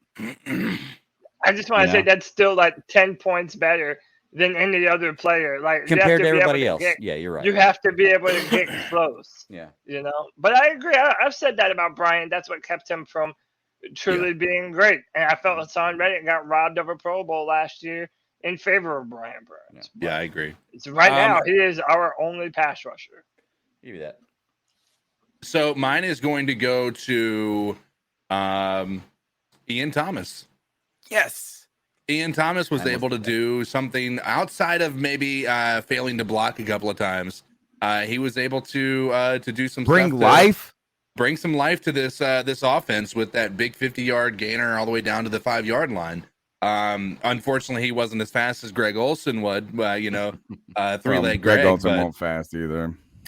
but he was slow, bro. Ian Thomas looked heavy in that joint, didn't they? Dude, that play brought us to life. That was the play that injected anything into That one, us. the Robbie play, yeah. Those two plays right there kept us alive. So dab on them. All right. Look, Dab on them. good show tonight. Long one. Just go ahead and buckle up for these guys as we continue to go throughout the season, as we continue to grow. Look, the viewers, the callers, they were there. So this was not us just talking to the space. So I know it's a lot of work on everybody. It's the most work on the people listening, though. I tell you that. Y'all had to deal with our asses and the Panthers through all of this. So we appreciate it. We're here on Tuesday nights live, 9 p.m. every Tuesday for 9 seasons. This is our 10th going on. Haven't missed a week yet. Friday free for all. This crazy cult has been developing. I mean, when I say a cult, they got this guru, Cody Lashden. They're like, he might talk them into like moving to Utah and doing weird shit next. Ayahuasca, dude. I know. Cult, bro. All kinds of good shit. It's wild. We got Debate My Take coming this week. We've got the beat check, which was great this past week. We've got the Madden simulations coming. All of this stuff is popping off, but it's popping off because the people are here listening to it. They're smashing that thumbs up button. They're subscribing. They're coming back. My name's Tony Dunn. You can follow me at @cat_chronicles. Cody Lack, how can they get? Yeah, you can find me on Twitter at Cody Lack. Let me take all this off so you can see all of our tags. At Cody Lack on Twitter, CODYLAC. I am the Panthers analyst for drafttech.com. That's once a month, so check that out. Hopefully, we're not having to focus on draft earlier than normal this year, which is normally pretty early, I feel like, for us. But yeah, also, I just wanted to say I'm thankful to all of you incredible C3 Panther podcast fans that have helped us grow this show. I mean, even over the last year, Tony and CK, It's Greg, really been a momentum point. they know what I'm talking about. We have seen an upward trajectory, the likes of which this channel has never seen before. We cannot thank you guys enough. We love that you choose us every Sunday afternoon to come hang out and vent about Panther football. No matter what opinions you may have, if you love the Panthers, you can share them here. Love it. The Bat Daddy, how can they get after you? You can find me at the Bat Daddy 52 on Twitter is my personal handle. Check out at GCS Podcast One's my other show. It's Geeks Chasing Squirrels Across the Multiverse. We go live Fridays at 9 p.m. Eastern Standard Time on YouTube. So as soon as you get done with the Friday Free for All, roll over to there because right now Cody's hanging out with us every Friday talking about House of the Dragon. We're also covering She-Hulk, Rings of Power, 40 minutes away, Lower by the way. Decks, Cobra Kai, anything Star. We cover all kinds of stuff. So come check us out. It's a very I am caught up on House of what's it called? The Dragon. House of the Dragon. Yeah. Well, you're not about I almost miscalled it. I was going to say it, and then I started questioning the name of it. I will agree with. No, you like the innuendos. You like the innuendos. Just say hot D, baby. Hot D. You know what? I will agree with you. I'm putting up with this is better than Game of Thrones right now because less reliant on the sexually explicit to make it interesting. And I watched about 4 episodes of Cobra Kai last night, so I might be jumping in with y'all. Hey. CK, how can they get after you? And I got a controller for my computer, CK. Ooh, there you go. Maybe tonight we can get some more. Maybe. So you can find me at Codizzle Allen on most social media platforms: Twitter, TikToks, Facebook. Do some gaming content. Mainly, you're going to find me here on the C3 Panthers podcast Tuesday nights, some Friday nights, but also the Madden simulations. We're going to be trying to figure out a time to do that. Right now, I think the goal is to have them done on Saturday nights. But we had a blast this morning doing it. Tony, you weren't able to get there, but it was fun. Me and Cody had a good time. Church. I was a good boy. I took my kids to church. Made But my you mom can, happy. check Made that everybody happy. Jesus didn't love the Panthers today, though. I follow all these people out. Don't worry. Praying for your team. I did not pray for the Panthers because that's cheating. It's a selfish prayer. That's cheating. Right. No, it's literally cheating. I'm a philosophy major. I believe that if God intervened in this, it would be cheating. So I just pray for my people to be healthy. And when I say my people, my family is. I'm looking at them on the screen right now. I see them in the chat. Cody, take us out of here, brother. Until next time, C3 Panther faithful, keep pounding.